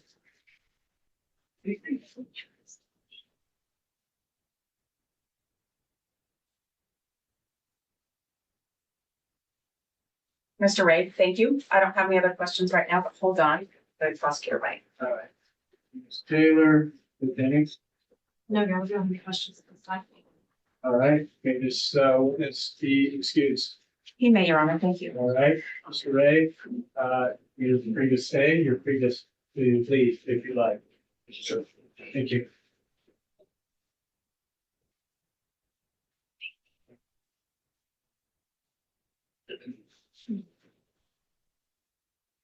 Another witness? Your Honor, we do not have any other witnesses. We have argument for the court. Okay.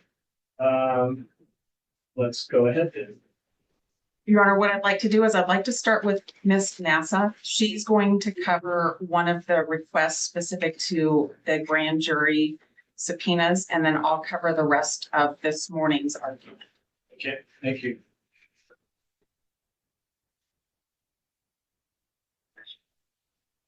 Your Honor, to facilitate this argument on this point, I am going to hand you defense exhibits A and B that were submitted in our records for today. I want you to be able to look at them while I'm talking. Okay, thank you. As of today, there have been at least 50 federal grand jury subpoenas that have been issued in this case. Exhibits A and Exhibits B are an example of copies of grand jury subpoenas that we have received out of those more than 50. And what I didn't provide to you that goes behind that what we got with those is the subpoenas include attachment A, which explains what is being subpoenaed. And then what has been produced is the responses to those subpoenas. And in some of the subpoenas, we also have the certification by the person who has produced the records in response to the subpoena. Some of them are missing. We have asked the state to produce all of the subpoenas, and their response is that they are not in possession and control of those subpoenas, and they do not intend to use the subpoenas as an exhibit. And we have not justified why we need those subpoenas, and for those reasons, they are not going to produce them. I'd like to begin by saying that as it relates to any argument that the state is not in possession and control, rather than beat the dead horse on that issue, Idaho Supreme Court came down in 2023 and made it crystal clear that anybody that's acting on behalf of as an agent of the state puts those records in the hands of the state, and they need to produce them. State versus Pendleton, 2003. The other thing is that in terms of the state arguing that they are not going to use a subpoena as an exhibit, that is not in and of itself a defense to not produce a document to us. We have a million reasons why we need to look at documents. We understand that out of the 51 terabytes that have been produced, that not all of that is evidence that's going to be coming before the court or the jury, but it doesn't mean that they aren't material or exculpatory. The subpoenas, based on reviewing the records, are in the hands of basically three agents. There is an FBI forensic agent by the name of forensic accountant, Michael Douglas.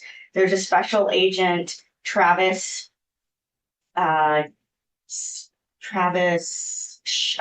Shirley, and there is another agent, Mary Tyndall. These are the three agents that are receiving the subpoenas, reaching out to the providers that they're serving and asking for the documents. For the court to understand why we need these documents, I want to tell you what we're doing with discovery and timelines. There are more than 100 search warrants in this case. There are more than 50 grand jury subpoenas in this case. You've heard all kinds of information about the probable cause affidavit and the timing of that. Timing in this case for the defense is everything. So we are creating timelines that put in the dates of affidavits of warrants, the information that's received, and the date that it's produced. With subpoenas, when we don't get a copy of the subpoena and all we get is the warrant or is the subpoena return, we don't know the scope of what the state has asked for. We don't know the date that the subpoena was served. And in some of them, we don't know that there is a certified return. So we can't take our timeline on warrants and our timeline on the probable cause affidavit and our timeline on everything else that we're putting in there and interlay the subpoena information that the state is getting. And we are desperate to find out the timeline in this case and when the state knew what and when. There's no question that motions to suppress are coming. Motions to suppress are coming on warrants. And whether or not those motions to suppress are based on Frank's material because misrepresentations are made, depends on the timeline. So if there's a representation made in a warrant that things happened in a certain way, if we are able to look at the timeline and say, we know that the state knew this when, that gives us an answer on whether or not the suppression issue includes a truthful statement in the affidavit. And if I'm not making sense, I want you to tell me to clarify that. But we need to know the timeline of all of the evidence in this case and when the state knew what it knew, or why certain things were being looked at before Mr. Kohberger's arrest or well into late in the year in 2023 related to the victims, and try to piece together, is that something that the state is still seeking because they're pursuing the alternate suspects that exists in this case? There's so many things that we're trying to understand. So what we're asking you to do is enter an order compelling them to produce the subpoenas. You see that they had at least 2 in their possession that they possess, and it will clarify it for us. And we will be able to create our timeline and put all of these things together and know when and why the state was doing these things. And just to add one other component, you know, you're hearing about cell phone records and cell phone records today being produced on warrants. Well, there were several sets of cell phone records that were produced pursuant to a grand jury subpoena. Still not clear to us why warrant versus subpoena, and they're different providers. And some of it's for phone numbers that we have to figure out who those phone numbers are. But all of this information is critical and material for us to be able to do the case, to do our work in this case. So I would ask that you enter an order to compel, and that way the state has the ability to take that to the FBI agents and say, the court has entered an order, we've got to produce the subpoenas, and we'll get the subpoenas. And to the extent that the state may stand up and say, you know, we've got this 2E demands, we've got to deal with 2E. I just want to make it really clear for the court that 2E is not an obstacle. 2E is a hoop to jump through. The code related to 28 CFR 16.21 specifically states that the purpose of 2E is not to prevent federal agents from giving states discovery in a criminal case. Purpose of 2E is because these federal departments want to know when certain records are leaving their files. Understandable, but it's not meant to keep us from getting records that we need in this case. Thank you. Response?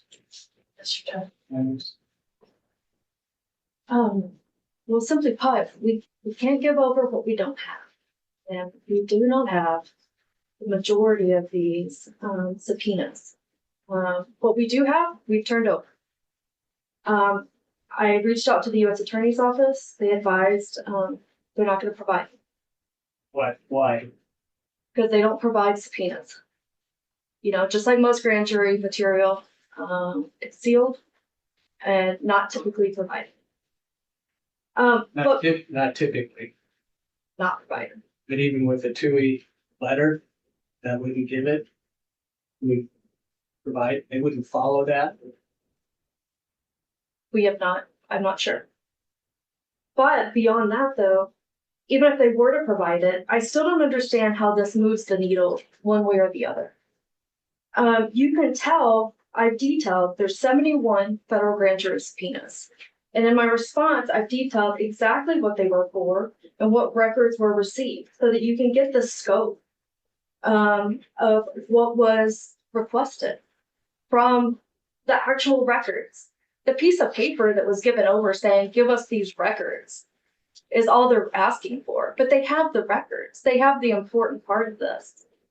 So they have the timing based on the subpoenas Off of that the you records, provided to the defense. off of the records provided. You can tell the scope as well as what they're for. And I've detailed exactly what they were for, the scope, in my response.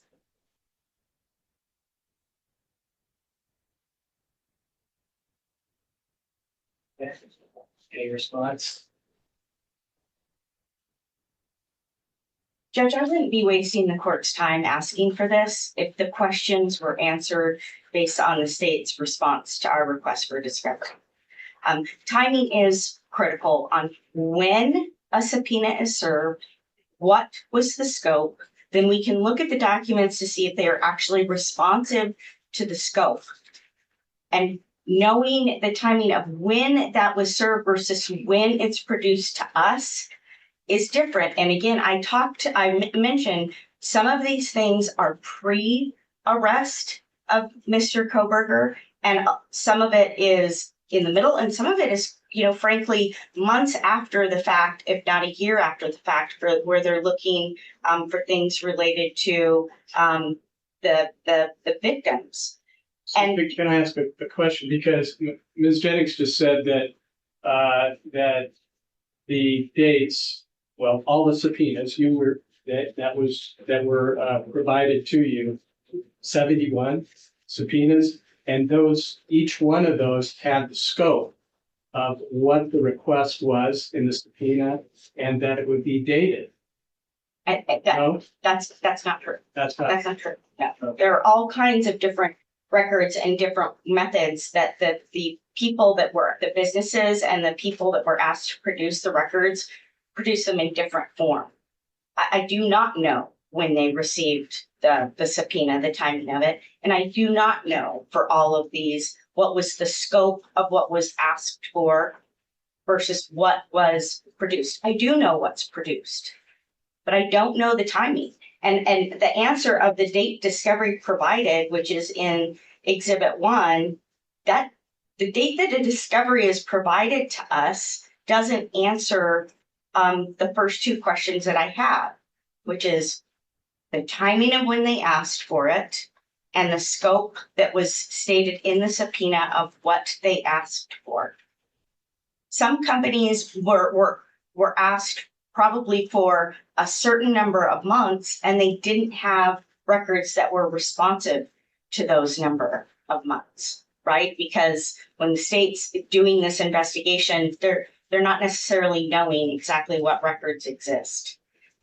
So being able to be specific is important. And I want to touch on this issue of it. It's not in their possession. I get that. But you have complete control over what evidence is going to be coming into this case with your orders. You make it crystal clear, produce it or it's not coming in. That's the first level of sanction. And then we can just get going from there. Something that's destroyed, you can't produce that. There's going to be a spoliation instruction. Something that we keep repeatedly asking for and it gets past time, we're going to knock the death penalty off the table.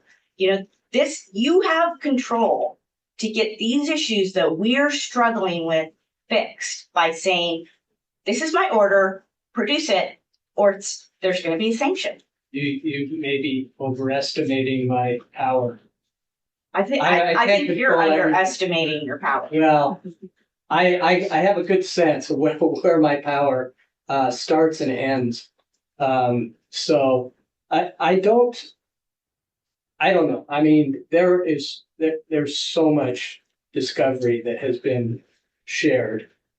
Are all of these 71 subpoenas, have they been provided to me at this point? Because I don't think I've seen them. No, they went through a federal grand jury. So this is, we haven't seen anything in terms of grand jury testimony, transcripts. What I have surmised based on my federal practice, because I spent about 50% of my time in federal court, is that they've used a federal grand jury as an investigative tool because the FBI is partnering with them. That makes complete sense. These subpoenas are in the hands of the 3 agents that I gave you the names of. They haven't come through you. They're in the hands of the agents. And so it's a matter of them just gathering the records that those agents have in their possession and providing to us. You know, and it helps us create this timeline in a case where discovery is being given to us as if we're living in a snow globe and it's just swirling around us and we're constantly having to put it together. So, you know, you've asked us several times, what can I do to help you guys get your work done? This is one of those things. Let us see the subpoenas so we can overlay this in our timeline. But you just want the subpoenas. You don't necessarily are going to get the response. We have the responses. We have the records, but what the records don't tell us is what was in the subpoena. It's like a warrant return. What is a warrant based on? It's based on an affidavit.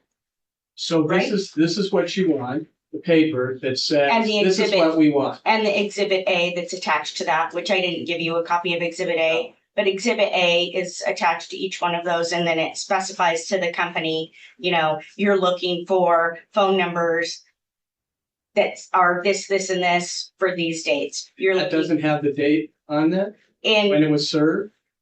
those subpoenas tell us, we know when they are served because it comes back with a date on it. And then, Right. and then the attachment A has the scope of what they've asked for. What we've gotten is the documents without, it's like not having the affidavit to the warrant return. Okay. I think I understand that. And I'm gonna go back to Ms. Jennings and just clarify. What have they been given already? They have been given records in response to all 71 of those federal grand jury subpoenas. Do they have dated on there? Because that's, Many of them do. You can see that from the description of the conference that I provided to the court. I can't say that all of them do, but many of them do. well, that's They're very running- important, apparently, for the defense, as Ms. Mathis said that, timing is everything here. So I think that's what they're really after. That's one of the things they're after is just the time frame. We can seek to inquire as to, because what I keep hearing is they need to know the date that these various companies received the subpoena. We can still inquire. It's provided on a lot of these, Right. but on the ones we're missing, we can attempt to inquire and find out the date that it was served, and we can still do that without providing the piece of paper. Well, besides the timing, what's the relevance to this this scope that was requested? And you know, What's the relevance? But Yeah. we're not relying on any of these. I know, I don't think you're, what do you think they think is relevant? Yeah, for sure. Okay. Mr. Thompson, so what is the relevance? But aside with the timing, okay, and the scope. Judge, I'm not going to give you the specific date right now in open court on one of the subpoenas, but they used a subpoena to get one of the most critical pieces of evidence in this case. And they know that, Okay, and they are going to use that. it's something that I don't know about. Well, I mean, you probably, I've been- you do know of it. It's in the probable cause affidavit. Okay, thank you. All right, Ms. Jennings, you What want? I can tell you is that for the majority of the stuff, we did state search warrants, and we've received many of these records that way. Okay, thank you. All right, enough with that. Thank you very much. Appreciate it. Maybe it's a time to, well, let's see, where you still have your argument. Yeah. How long do you think? Your Honor, my intention is to talk about the law that governs discovery requests and ask you to compel certain things. I'm going to go through our fourth request. I'm going to tell you a few things that we have, and then I'm going to tell you why you ought to order that the state give us the rest of it, how it's material to us. and how it's in the possession of control of the state. I'm gonna do the same thing. I would say I'm gonna talk 15 minutes, maybe. Okay, great. Go ahead. Thank you.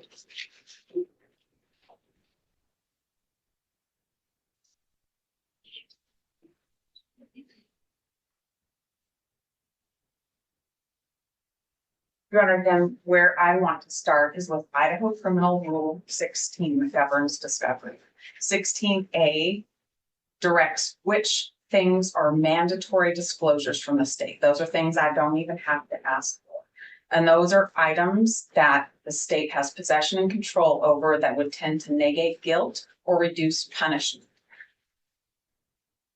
16B is the portion of the rule that governs when I request items in the course of my preparation of the case. And I would have the court keep in mind 16A and the prosecutor's responsibilities and Idaho Criminal Rule 16B and the discovery requests that we've made and what we have not received.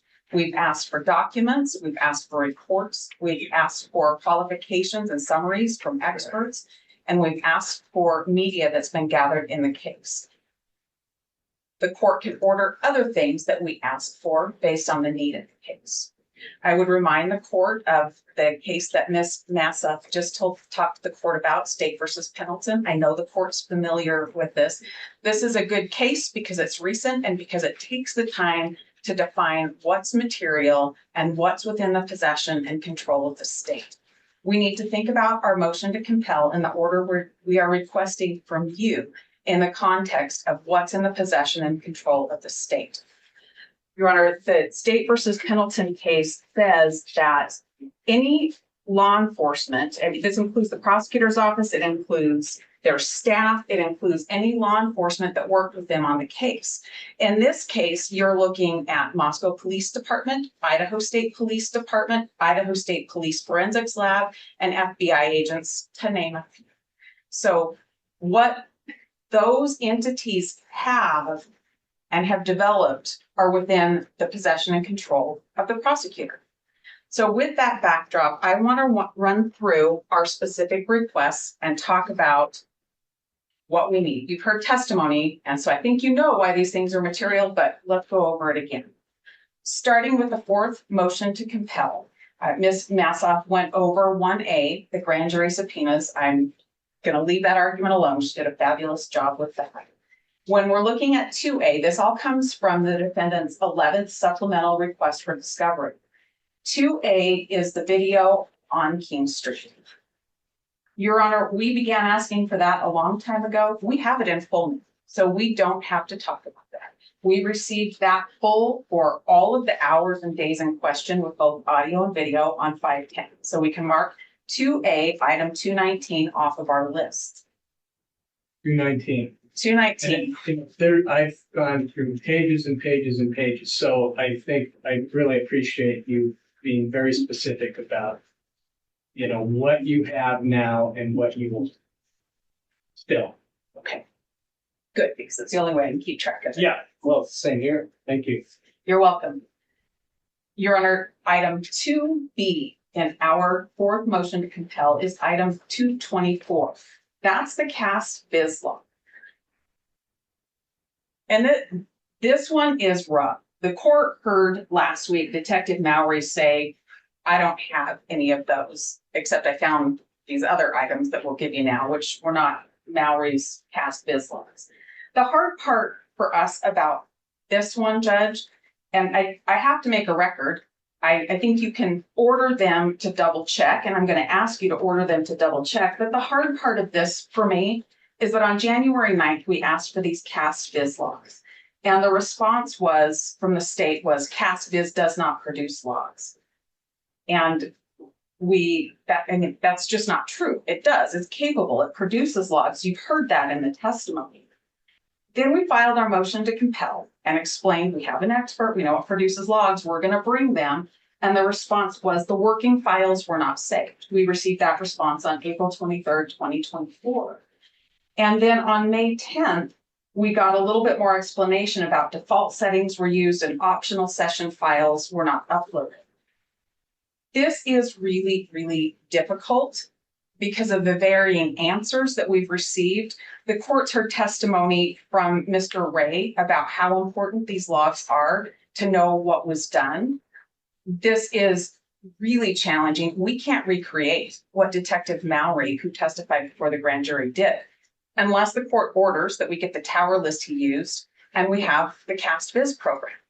And quite frankly, that's what we want. We need to see how this work was done. This is important work.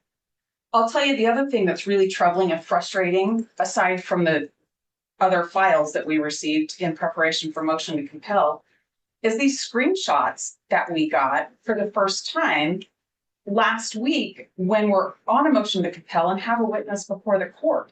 We didn't have those screenshots that Detective Mallory had created before. The only thing we had was Exhibit 48 that was given to the grand jury, which is a video that was handed over then. So this is really problematic to be told these varying things and then have something else produced on the day of testimony. Your Honor, we are going to request that the court order that we have the tower list used by Detective Mallory and access to the cast viz program. So our expert, Mr. Cy Ray, can go through and see what Detective Mallory did. That it's imperative that we be allowed to do that. That's the only way to recreate what Detective Mallory did.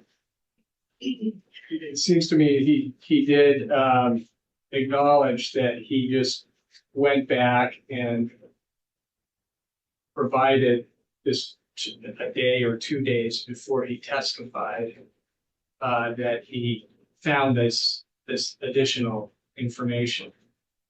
So I'm thinking that the state got that information and have provided that to you. Now, we also heard a lot of the quotes missing pieces today, which I'm guessing that FBI, Mr. Valance and Detective Mallory are going to go back through that and see if there's something else. At this point, I'm assuming that, some things may have fallen through the cracks. I mean, it is very complicated. There was a lot going on. We have some time before trial. I just hope that everybody goes through their computers or their files or whatever they're going through so that it's complete. So what I've been watching over the last 2 months is that there have been supplemental responses to the defense. So things were coming in. They were waiting for information to come in so that they could provide that to you. So that's why I don't want to go backwards either. I just want to make sure that we are addressing what you don't have and what actually you're entitled to. So that's the tower list. I mean, I don't know anything about tower list, so I'm learning about that. I don't know that Detective Mallory addressed that, really, maybe unless I missed that.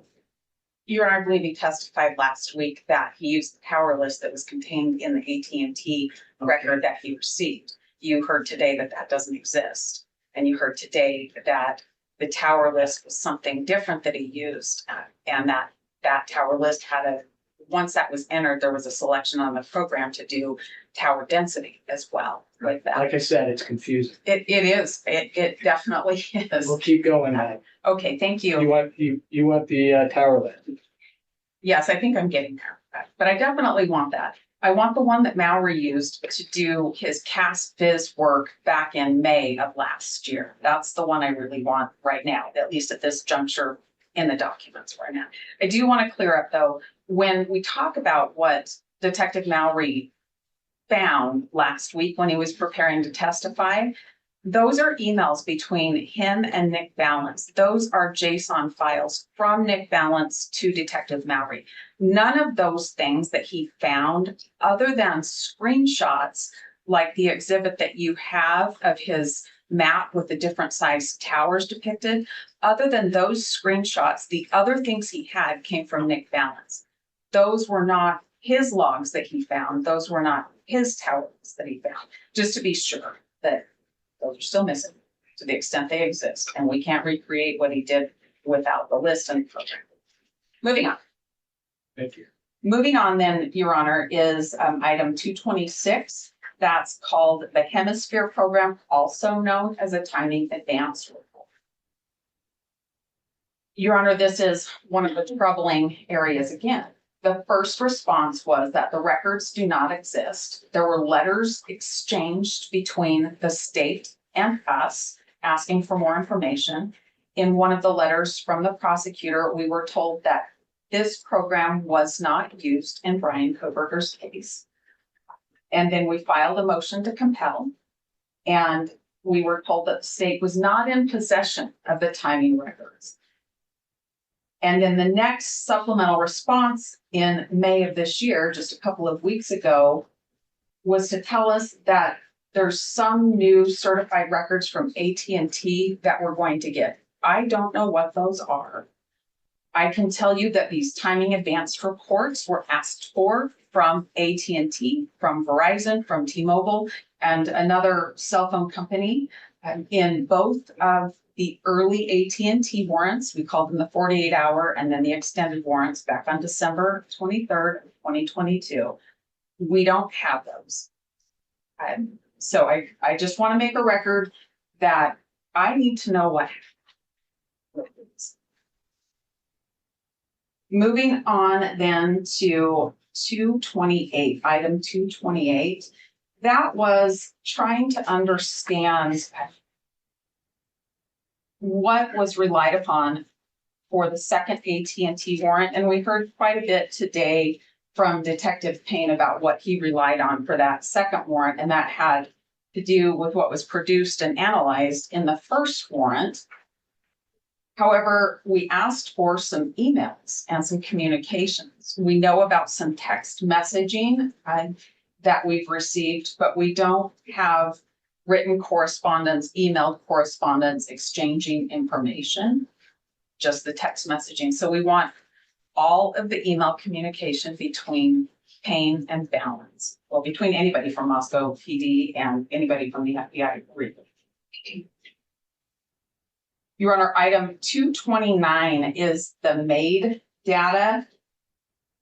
I would say we received a disclosure, and I think we got that on either 510 or 517. And I'm gonna need some time to have an expert help me out with that. I don't know if that's complete. I also know that in the fifth motion to compel, there is information we've asked for from Babel. That was a program that was used to help decipher some of the MAID data. And we're going to talk about that in a minute, but that one's yet to come. So I'm going to ask the court for an order compelling the state to give me all the MAID data. They may have already complied, though. Their intents to comply, I can tell you that. What does that stand for again? Mobile advertiser, let's see, I've got it in here. Okay, I'm glad. Identification number, mobile advertiser identification number. Okay, thank you. You're welcome.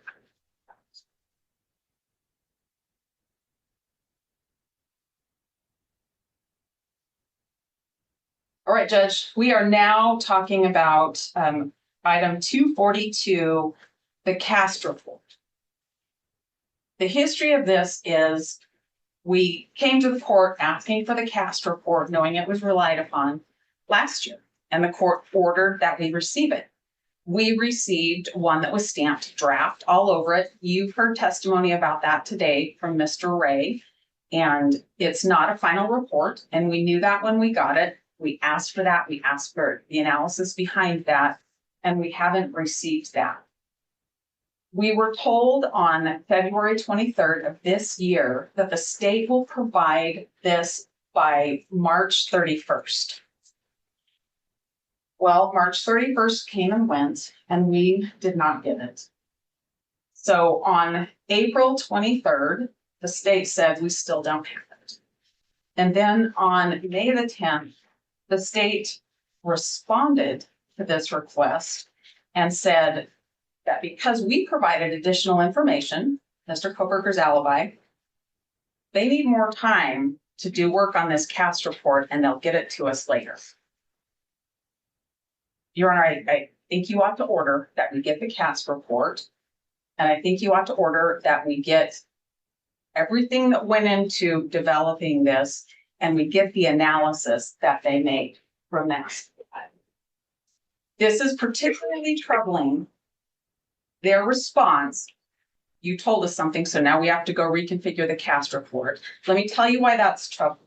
Item 243 is our request. Give us a list of everything Nick Valance relied on when drafting his cast report. And we were told Nick Valance relied on the call detail records from AT&T. Nick Valance relied upon tower records. And he relied upon the drive test data. Nowhere in there does it say, if you tell us anything about the case, we need that to rely on that too. These are records that exist. These are tower lists that exist. They go into a program. You do drive testing to understand how the device interacts with towers, and you create a report. So we're asking the court to order that we get the cast draft report, we get the full list of everything he relied upon, and we get the analysis of what does this mean. So another clarifying Sure. question, maybe. So I listened to the testimony today, and that it sounded like a cast report was provided, but maybe it wasn't complete.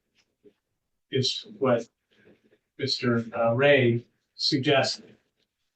But I think that maybe I'm guessing, we're assuming that the state provided what they had, but it maybe they're still working on it. I don't know. But didn't you get initially what they had as they characterized as the cast report? So when you say, I mean, we have problems with language, I think, especially when we're in this area, technology. And so we might be just going back and forth like this without really understanding what we're asking for or what we're providing. Let me see if I can clear that up.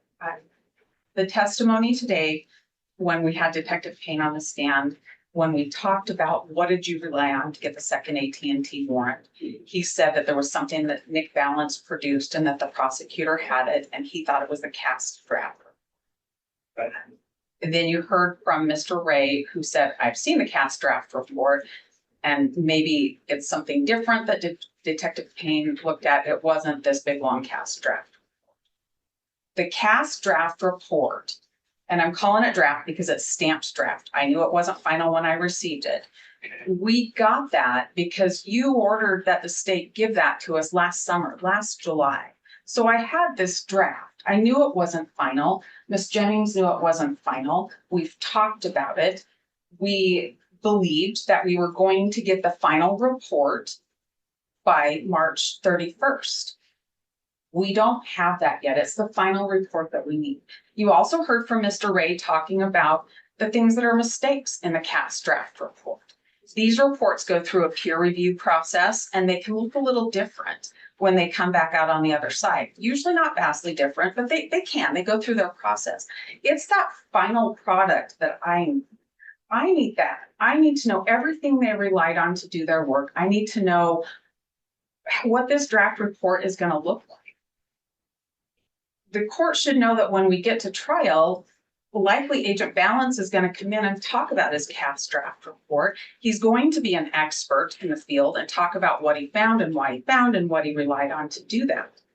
I'm going to come in with an expert that's going to explain what his work did.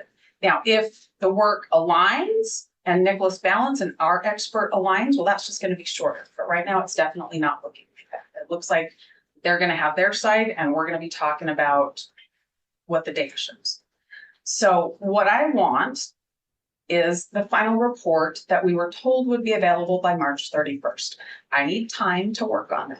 Sure. What I want is a full list of what was used to create that report, what was relied on. I have to be able to see if I can recreate that. I have to see what was right with it and what was wrong with it. So I don't have those two things, right? Is it possible that it's just not completed? It It's is a final- possible. A final report? It is possible, but I need you to order that come to me. And I don't think Ms. Jennings doesn't want to give it to me. But if you order that I get it, then I'm going to get it a lot sooner, I think. I'm not saying that Ms. Jennings is sitting holding it behind her back. I'm saying I don't now know what's going on. The FBI told her it was going to be in by March 31st. We hit our deadline to disclose our alibi. And all of a sudden now they need to redo something in the report, which shocks me because of the things they said that they relied on were things that already existed. So now I really need to know what they're relying on to do this report. And I really need to see the analysis and I really need to see the final report. Sure. I have to react to it. Since we're talking about this, Ms. Jennings, do you want to just respond to that? Whether or not this is still a work in progress or what's going on? Right, Your Honor. As I know right now, that report is not in its final form. And it has gone through a peer review process. My understanding is it's still in that. I have been told that yes, it's not a matter of redoing anything, but as they receive additional information, they just want to double check their work. They want to make sure that when they get the final report, it's accurate. So we are still waiting for that final report to ensure that it's accurate. And as soon as we receive it, I'm sorry. You have a time frame for that? They told you when they expect to be finished? I don't have a final time frame. They originally told us it was projected to be completed by June next month. So I'm hoping to get it within the next month. All right, thank you. Appreciate that. Sometimes it's easier just to sort a particular issue at the same time. Some of the hot ones, it might be, Your Honor. Yes.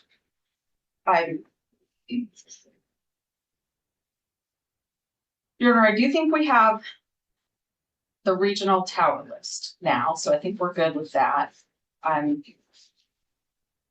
On item number 244 and 245, we have those documents now, so we're good there.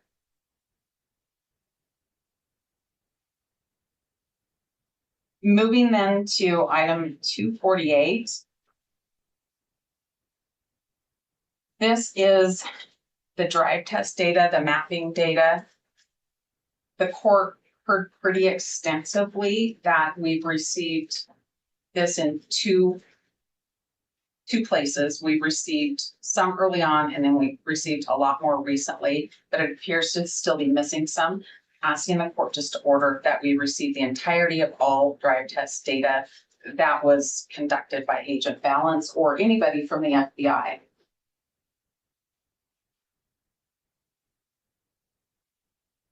$249 is anything that exists after January 6th of 2023 for the drive test data. That's number 249. And so I would ask the court to order that to the extent that it exists. Would ask that it be ordered to be produced.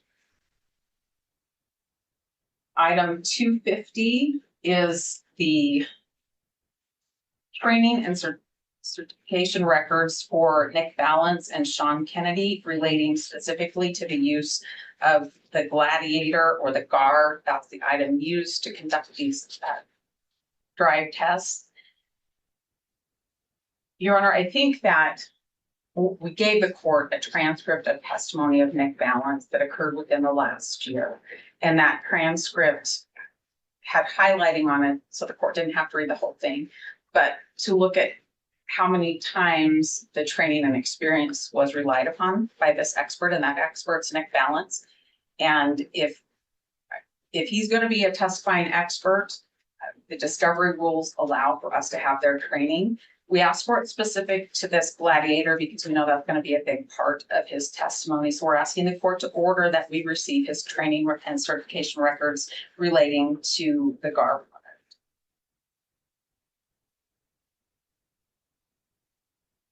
Similarly, now we'll talk about the GAR unit itself and its calibration records or its certificates that it's in compliance.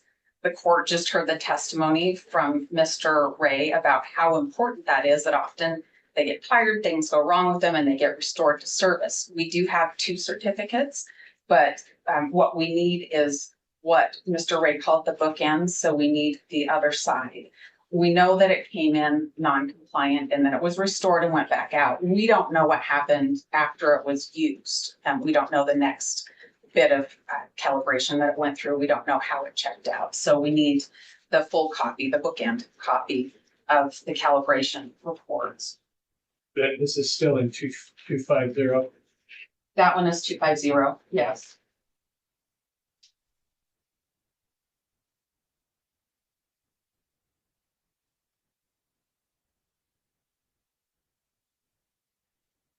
Sorry, Judge, I think that might have been in 251. That wasn't 251. 250 is the training records for the agents, and 251 is for the calibration records for the instrument. I apologize for that. 258 is a request for all information, all data, including all expert reports that the state has relied upon in developing the affidavits in support of all warrants. That's like a big one. It's a big one, and the state responded with an answer saying, these are the things that have been relied on. I'll tell you what my concern is, that there are things maybe in computer files, things on somebody's desk that haven't been turned over yet. So I think the court ought to order that the state make sure they've given us everything that was relied on for every single one of the warrants.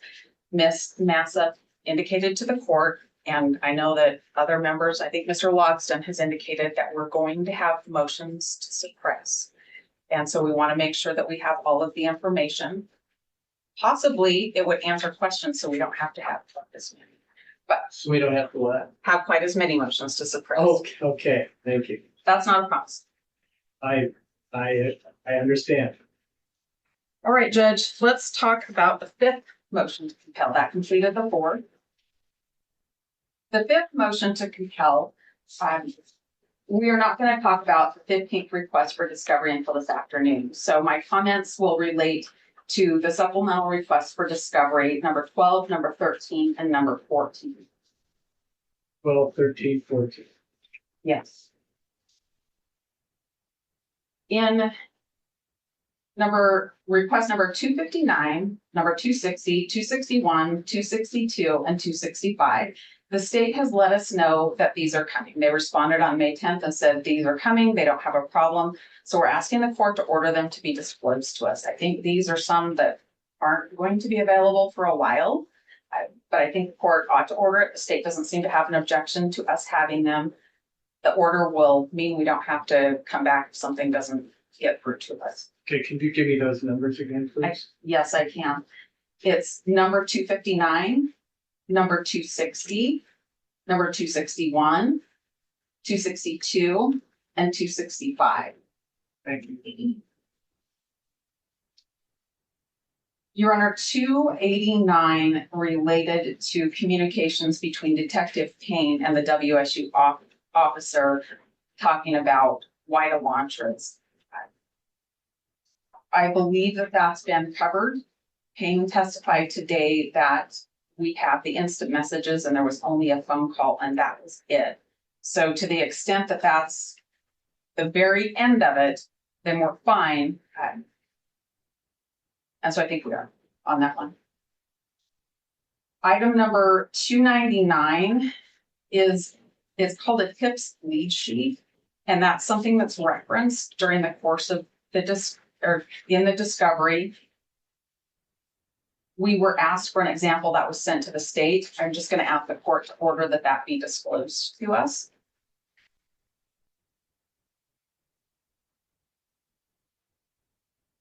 Number 300 relates to emails, notes, and other communications. The state's responded with 3 separate AV files, and I'm gonna ask the court just to order that they all be given to us. We may have them all, but I'm gonna ask that the court just order that just to be sure that we have them.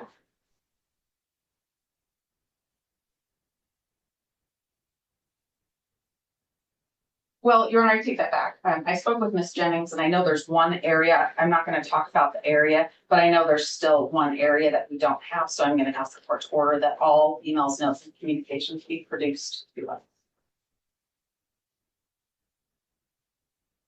Your Honor, the next item is the CAST certification and training for Nick Valance. And for many of the same reasons that we asked for that for the Gladiator, we need to have his training records. He's going to come in as an expert. The discovery rules cover this. You can see an example of him testifying as an expert in the transcript that I provided. That's not covered by 250. 250 is the training related to the Gladiator specifically. This one is relating very specifically to his training for his CAST work and certification for his CAST work. I'm sorry, but then what was the number for that training? I do not think That's 300. that one's not 300. Let me find that one. I didn't write that number down. Give me 263. Counsel saved the day. 263? And 264, I believe, relates to Sean Kennedy. Yeah. He's another FBI CAST person.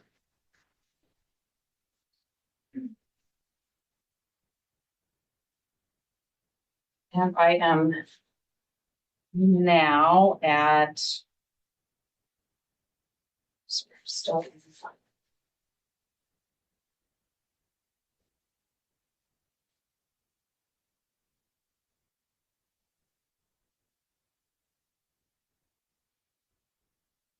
Your Honor, items 274, 275, and 278 have been provided.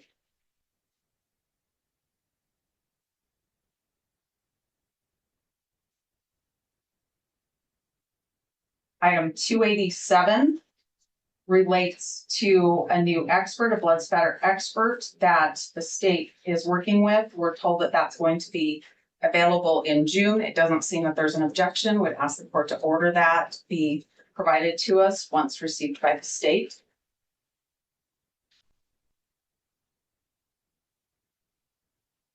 Request 289 we have. We're now at the 13th supplemental request for discovery.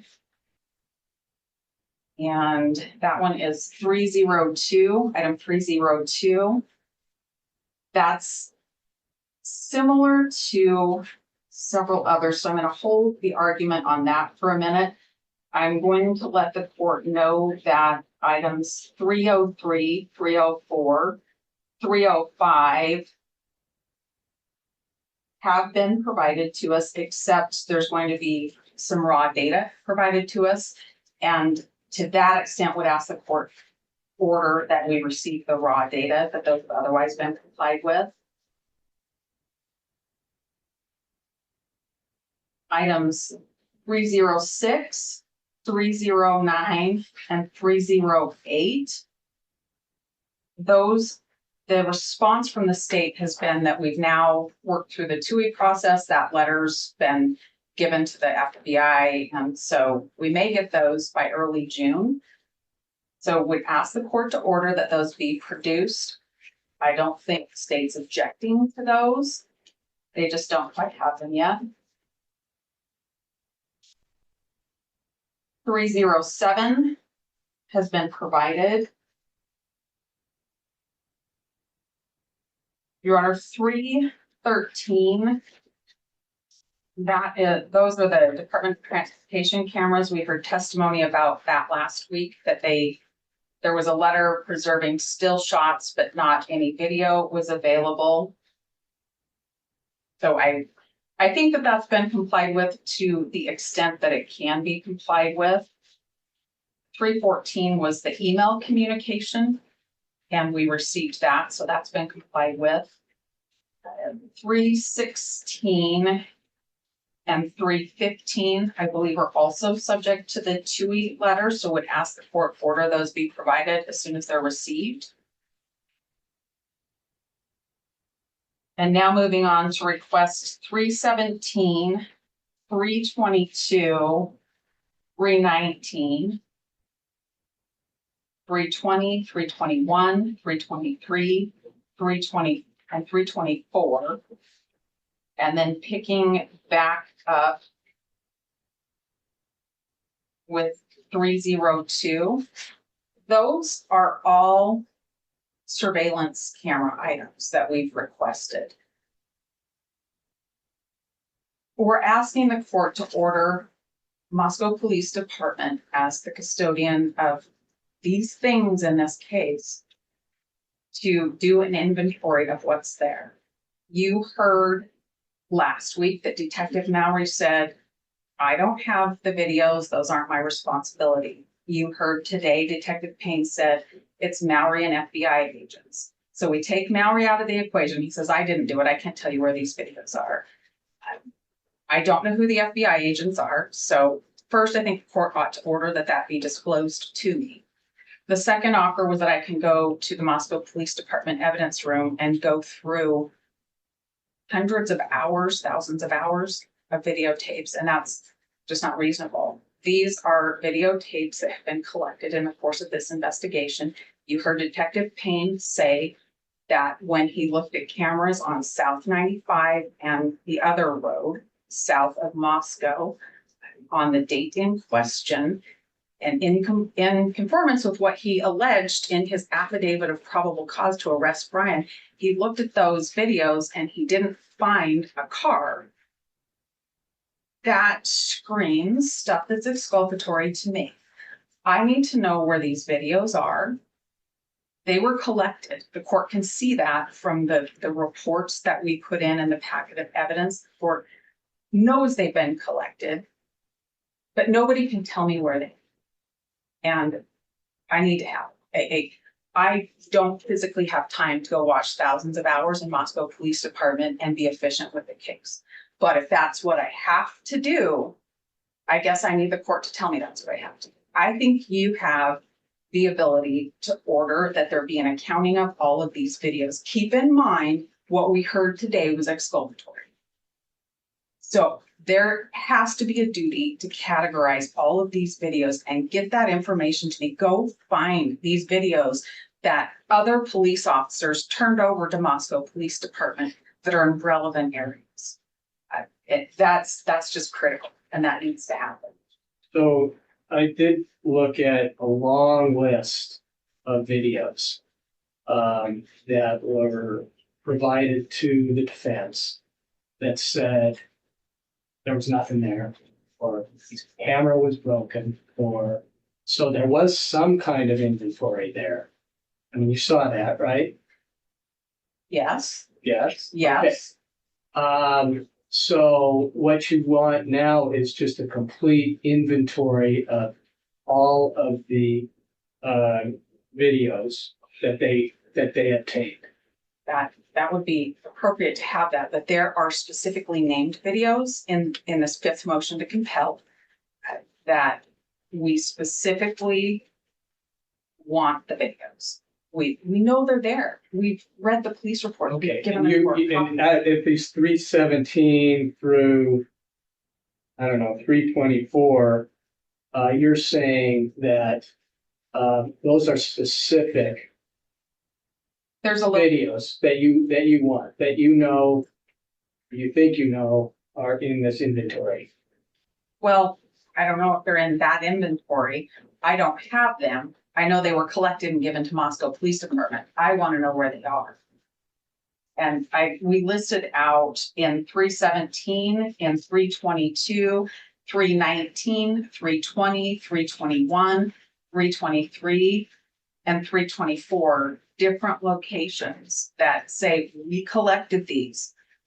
We gave them to Moscow Police Department. That's what I need to know. Where You are didn't- they? You didn't get any of these videos of this list that you just gave me. No, of that list I gave you, I did not. There was also one that I asked to be included. I'm coming back to that number. It's 302.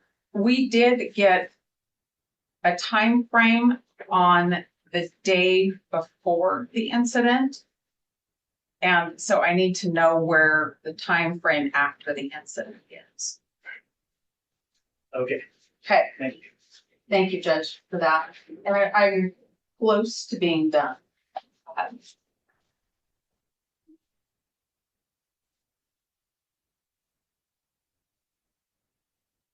Number 325. The answer was that if there was communications, it would have been a call. So that one's fine. We're good with that one. Number 326 is Uber logs between Detective Mallory and the Uber company. They've been provided to us, but I can't get into them. They're password protected. Miss Jennings and I have been trying to work that out. I think she'll continue to try to help me, but to the extent that it doesn't work, I'll need a copy that does work in some form. J has to do, or I'm sorry, 336. 336 has to do with records, and I believe that Miss Jennings has provided or is providing a police report that will indicate these records don't exist based on an interview that was done. So we don't need to do anything with that one today. And I think the rest of them, 335, 336, 337, 338, and 339. The state has indicated that we've been given everything there is and nothing else exists. This all has to do with vehicle identification, and we're talking about identifying a car in question from a video as being a 2011 to 13 Elantra truck. They say we have it all. So if we have it all, that's great. I just don't want any surprises. Again, Your Honor, and we think the court should order the things as we outline. They are material to the preparation of our defense. I would remind the court that relevance is the standard of whether it gets in front of the jury, but it's a different standard when we're talking about materiality. That was talked about in the Pendleton case, and I know the court's familiar with the Pendleton case. The court wrote about that in a previous order. Yes. So I'll leave it at that and just request that the court order these things so we can. I'm at that list at the end about the identification of vehicle. You're saying that they have provided that to you, but they are telling you that's all they have. Yes, there are specific items that they say, we gave you everything that's there. The rest of these items don't exist. It has to do with cameras and camera angles and different things like that. It's spelled out in the fifth motion to compel. Okay. I just don't want to be surprised. You just want to make sure that if they find something else, they provide some supplemental response. Well, I'd be concerned if they find something else after Right. they said nothing Well, else exists. they're shaking their heads right now, but you never know. So, okay. Thank you very much. Thank you, Judge. Ms. Jennings, Thank you, Judge. it's a lot of stuff there. Yes, and I'll try to make this quick, kind of go through each of these items that are still out there for discussion. But just to give you a little bit of perspective of what all has been provided to date. The state has. Well, I rest assured, both sides, that I have gone through page after page after page after page.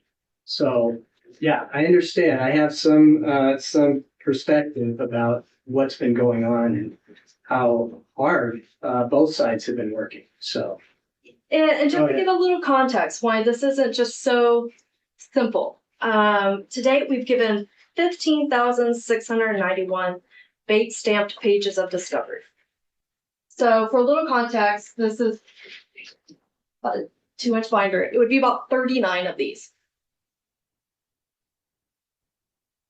We've given 13,758 bait stamped photographs. That's about 34 of those binders of photographs.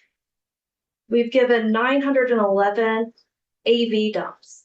Those are digital files. In addition to a massive hard drive, about 50 terabytes full of discovery. And that includes audio video from about 285 interviews, 15,000 video clips from approximately 79 businesses, 8,000 video clips from approximately 10 residences, 417 files containing call detail records, multiple terabytes of records for 11 computer devices, 17 cell phones, multiple social media accounts, and 4 tower dumps. Or, excuse me, Ms. Jennings. What's the last one? 4 tower dumps. In addition to records regarding well over 17,000 tips.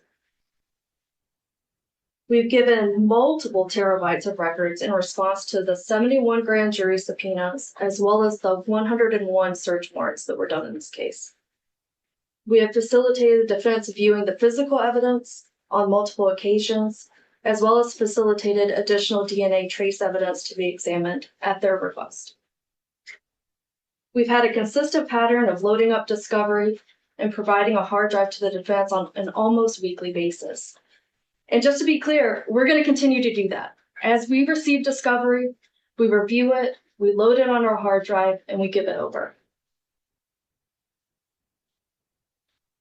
Now, going specifically through each of the requests, we've already dealt with in the 4th motion to compel. Item 214, we've already argued.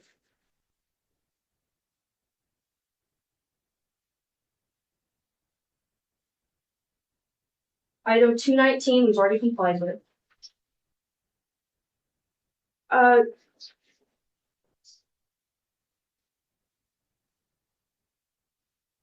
CAS biz logs.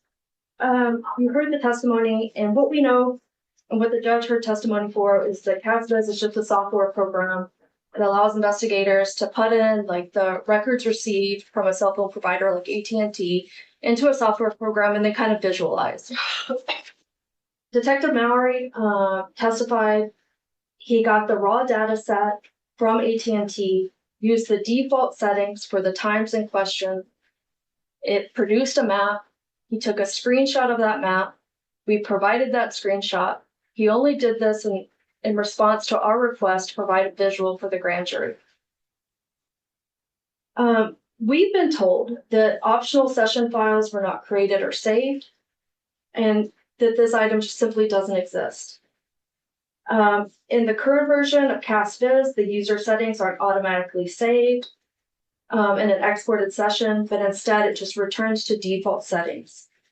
I asked Detective Mallory about this. He advised us that he used the default settings. It doesn't take much time or effort to redo this, which is why he didn't save those logs.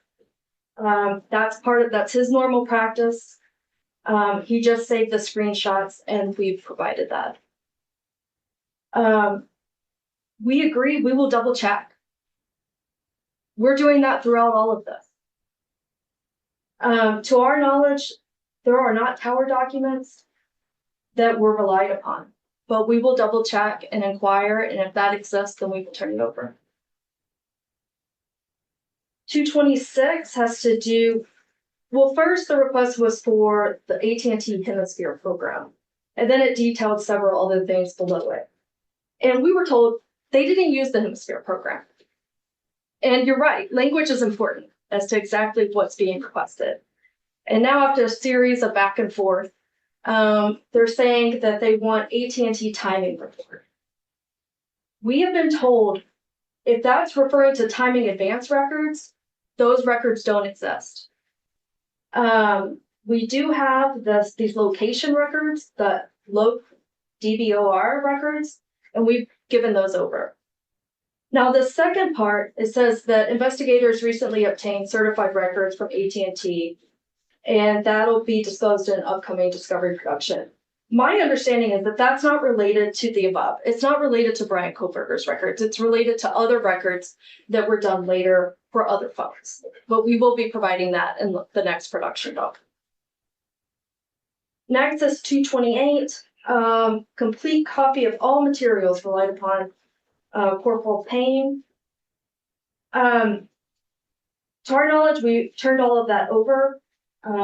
We have given the documentation of correspondence between our cast agent Balance as well as with Detective Payne.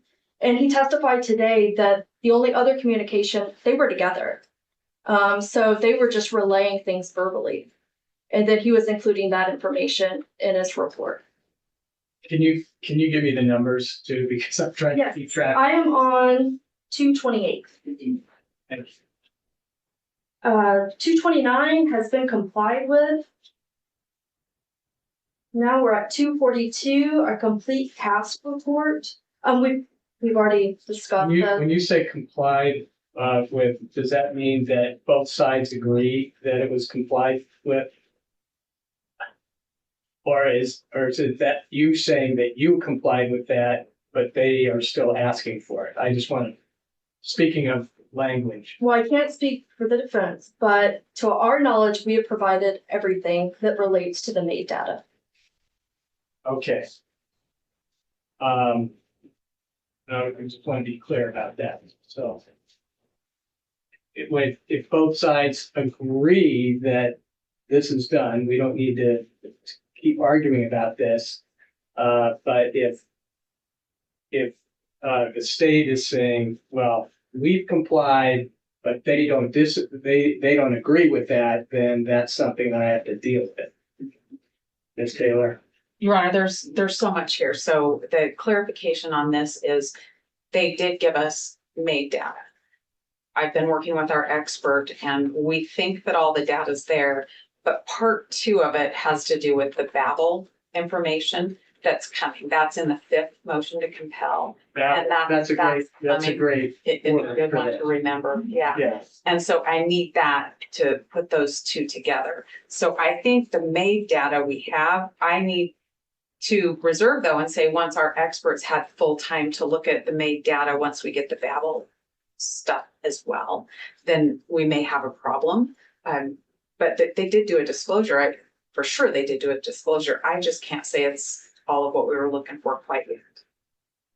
All right. So some of these we might come back to me to say, okay, where there's something missing or everything's fine. And I will speak with Ms. Jensen if I notice that ahead of time too. Okay, thank you. 243 relates to the final draft of the task report. 244 is done.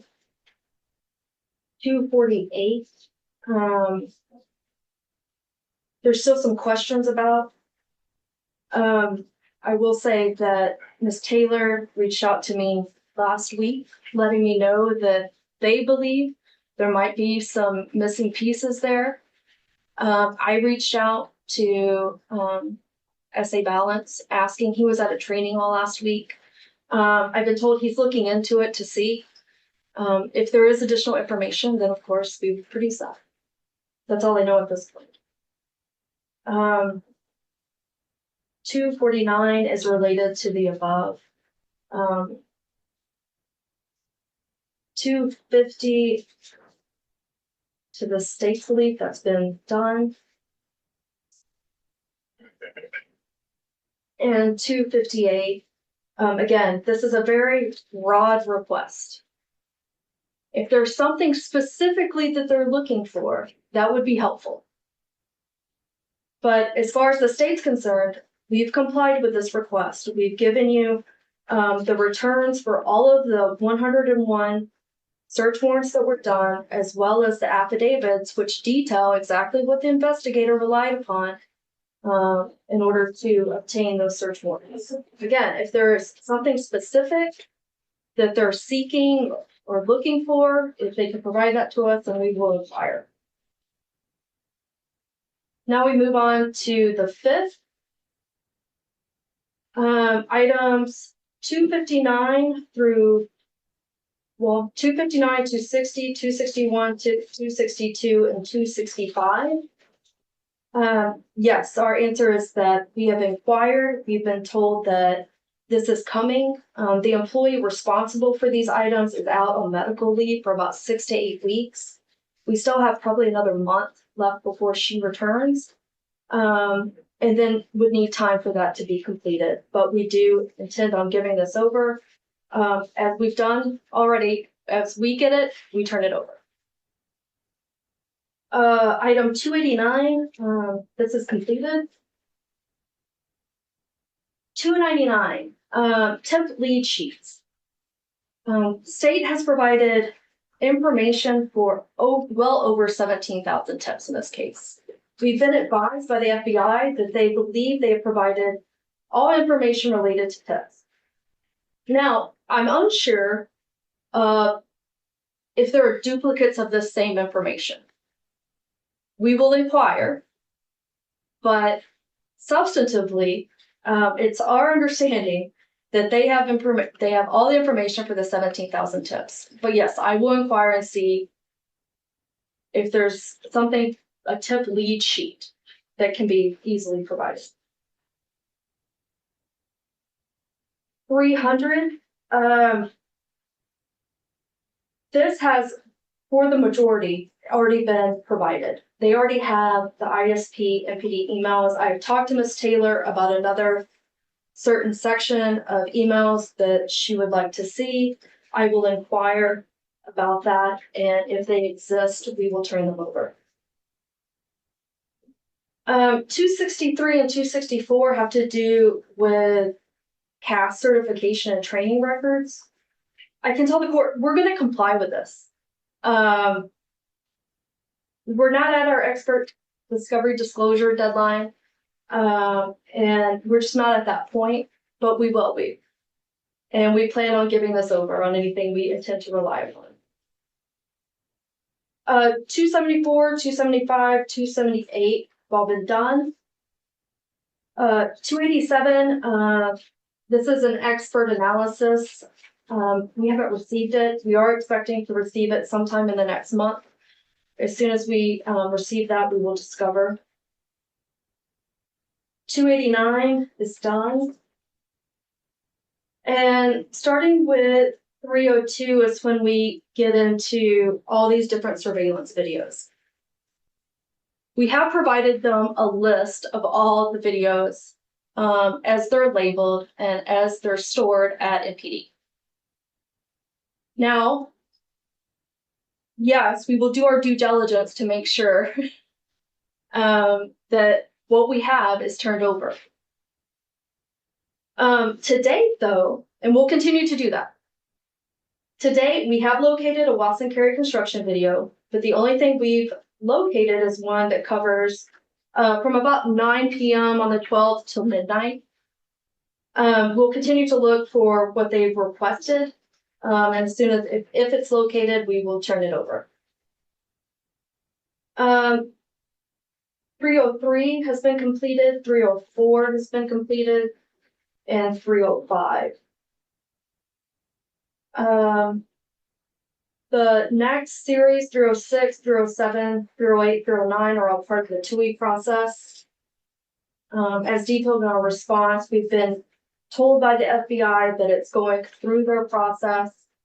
And we're hoping to hear something back about whether or not these are approved and when they're going to be provided in early June.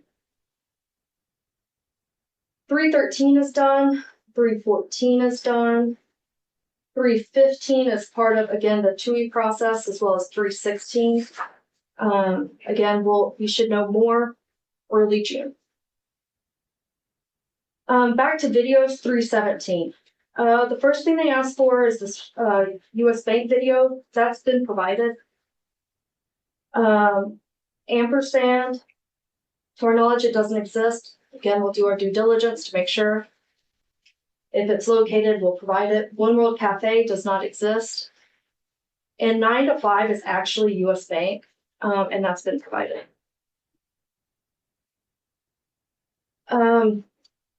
Red Star Coffee, we have, and 319, 320, 321 are all ones that are still outstanding. We'll continue to try to locate those. If they exist, we'll turn them over. 324, 325, 326 have all been complied with. 334 does not exist, and there will be a supplemental report to that effect. 335, 336, 337, 338, 339, 340 have all been complied with, and that gets us to the end of the 5th for this hearing. Thank you. Any response? Your Honor, just really briefly. I want to talk about item 226, the Hemisphere program. Ms. Jennings asked me if we meant the timing advance program, that's one and the same. I just heard her say that those records don't exist. I just need to be clear, if they don't exist, then I need to know that. If they do exist and they were used, I need to have them. She mentioned that item 250, that's the balance training records that we have, that we don't have that. That's balance training records related to the use of the Gladiator machine. We don't have those. 251 is partially complied with. That's the certificate on whether the Gladiator machine was working appropriately. We need the follow-up the next time that machine was put back for testing. Both machines, there were 2. 263 and 264, Balance and Kennedy's past training records. I'm happy to hear that I'm going to get those.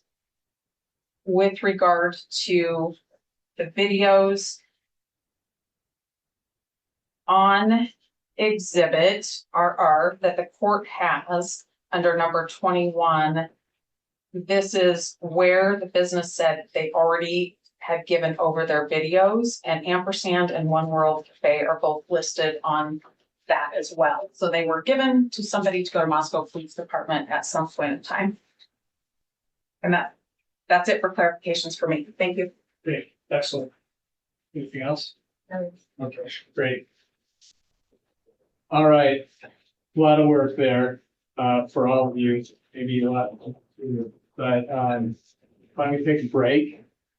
And we're supposed to start the second chapter here. Why don't we start at 2:00? That's okay. All right. So we'll recess. Thank you.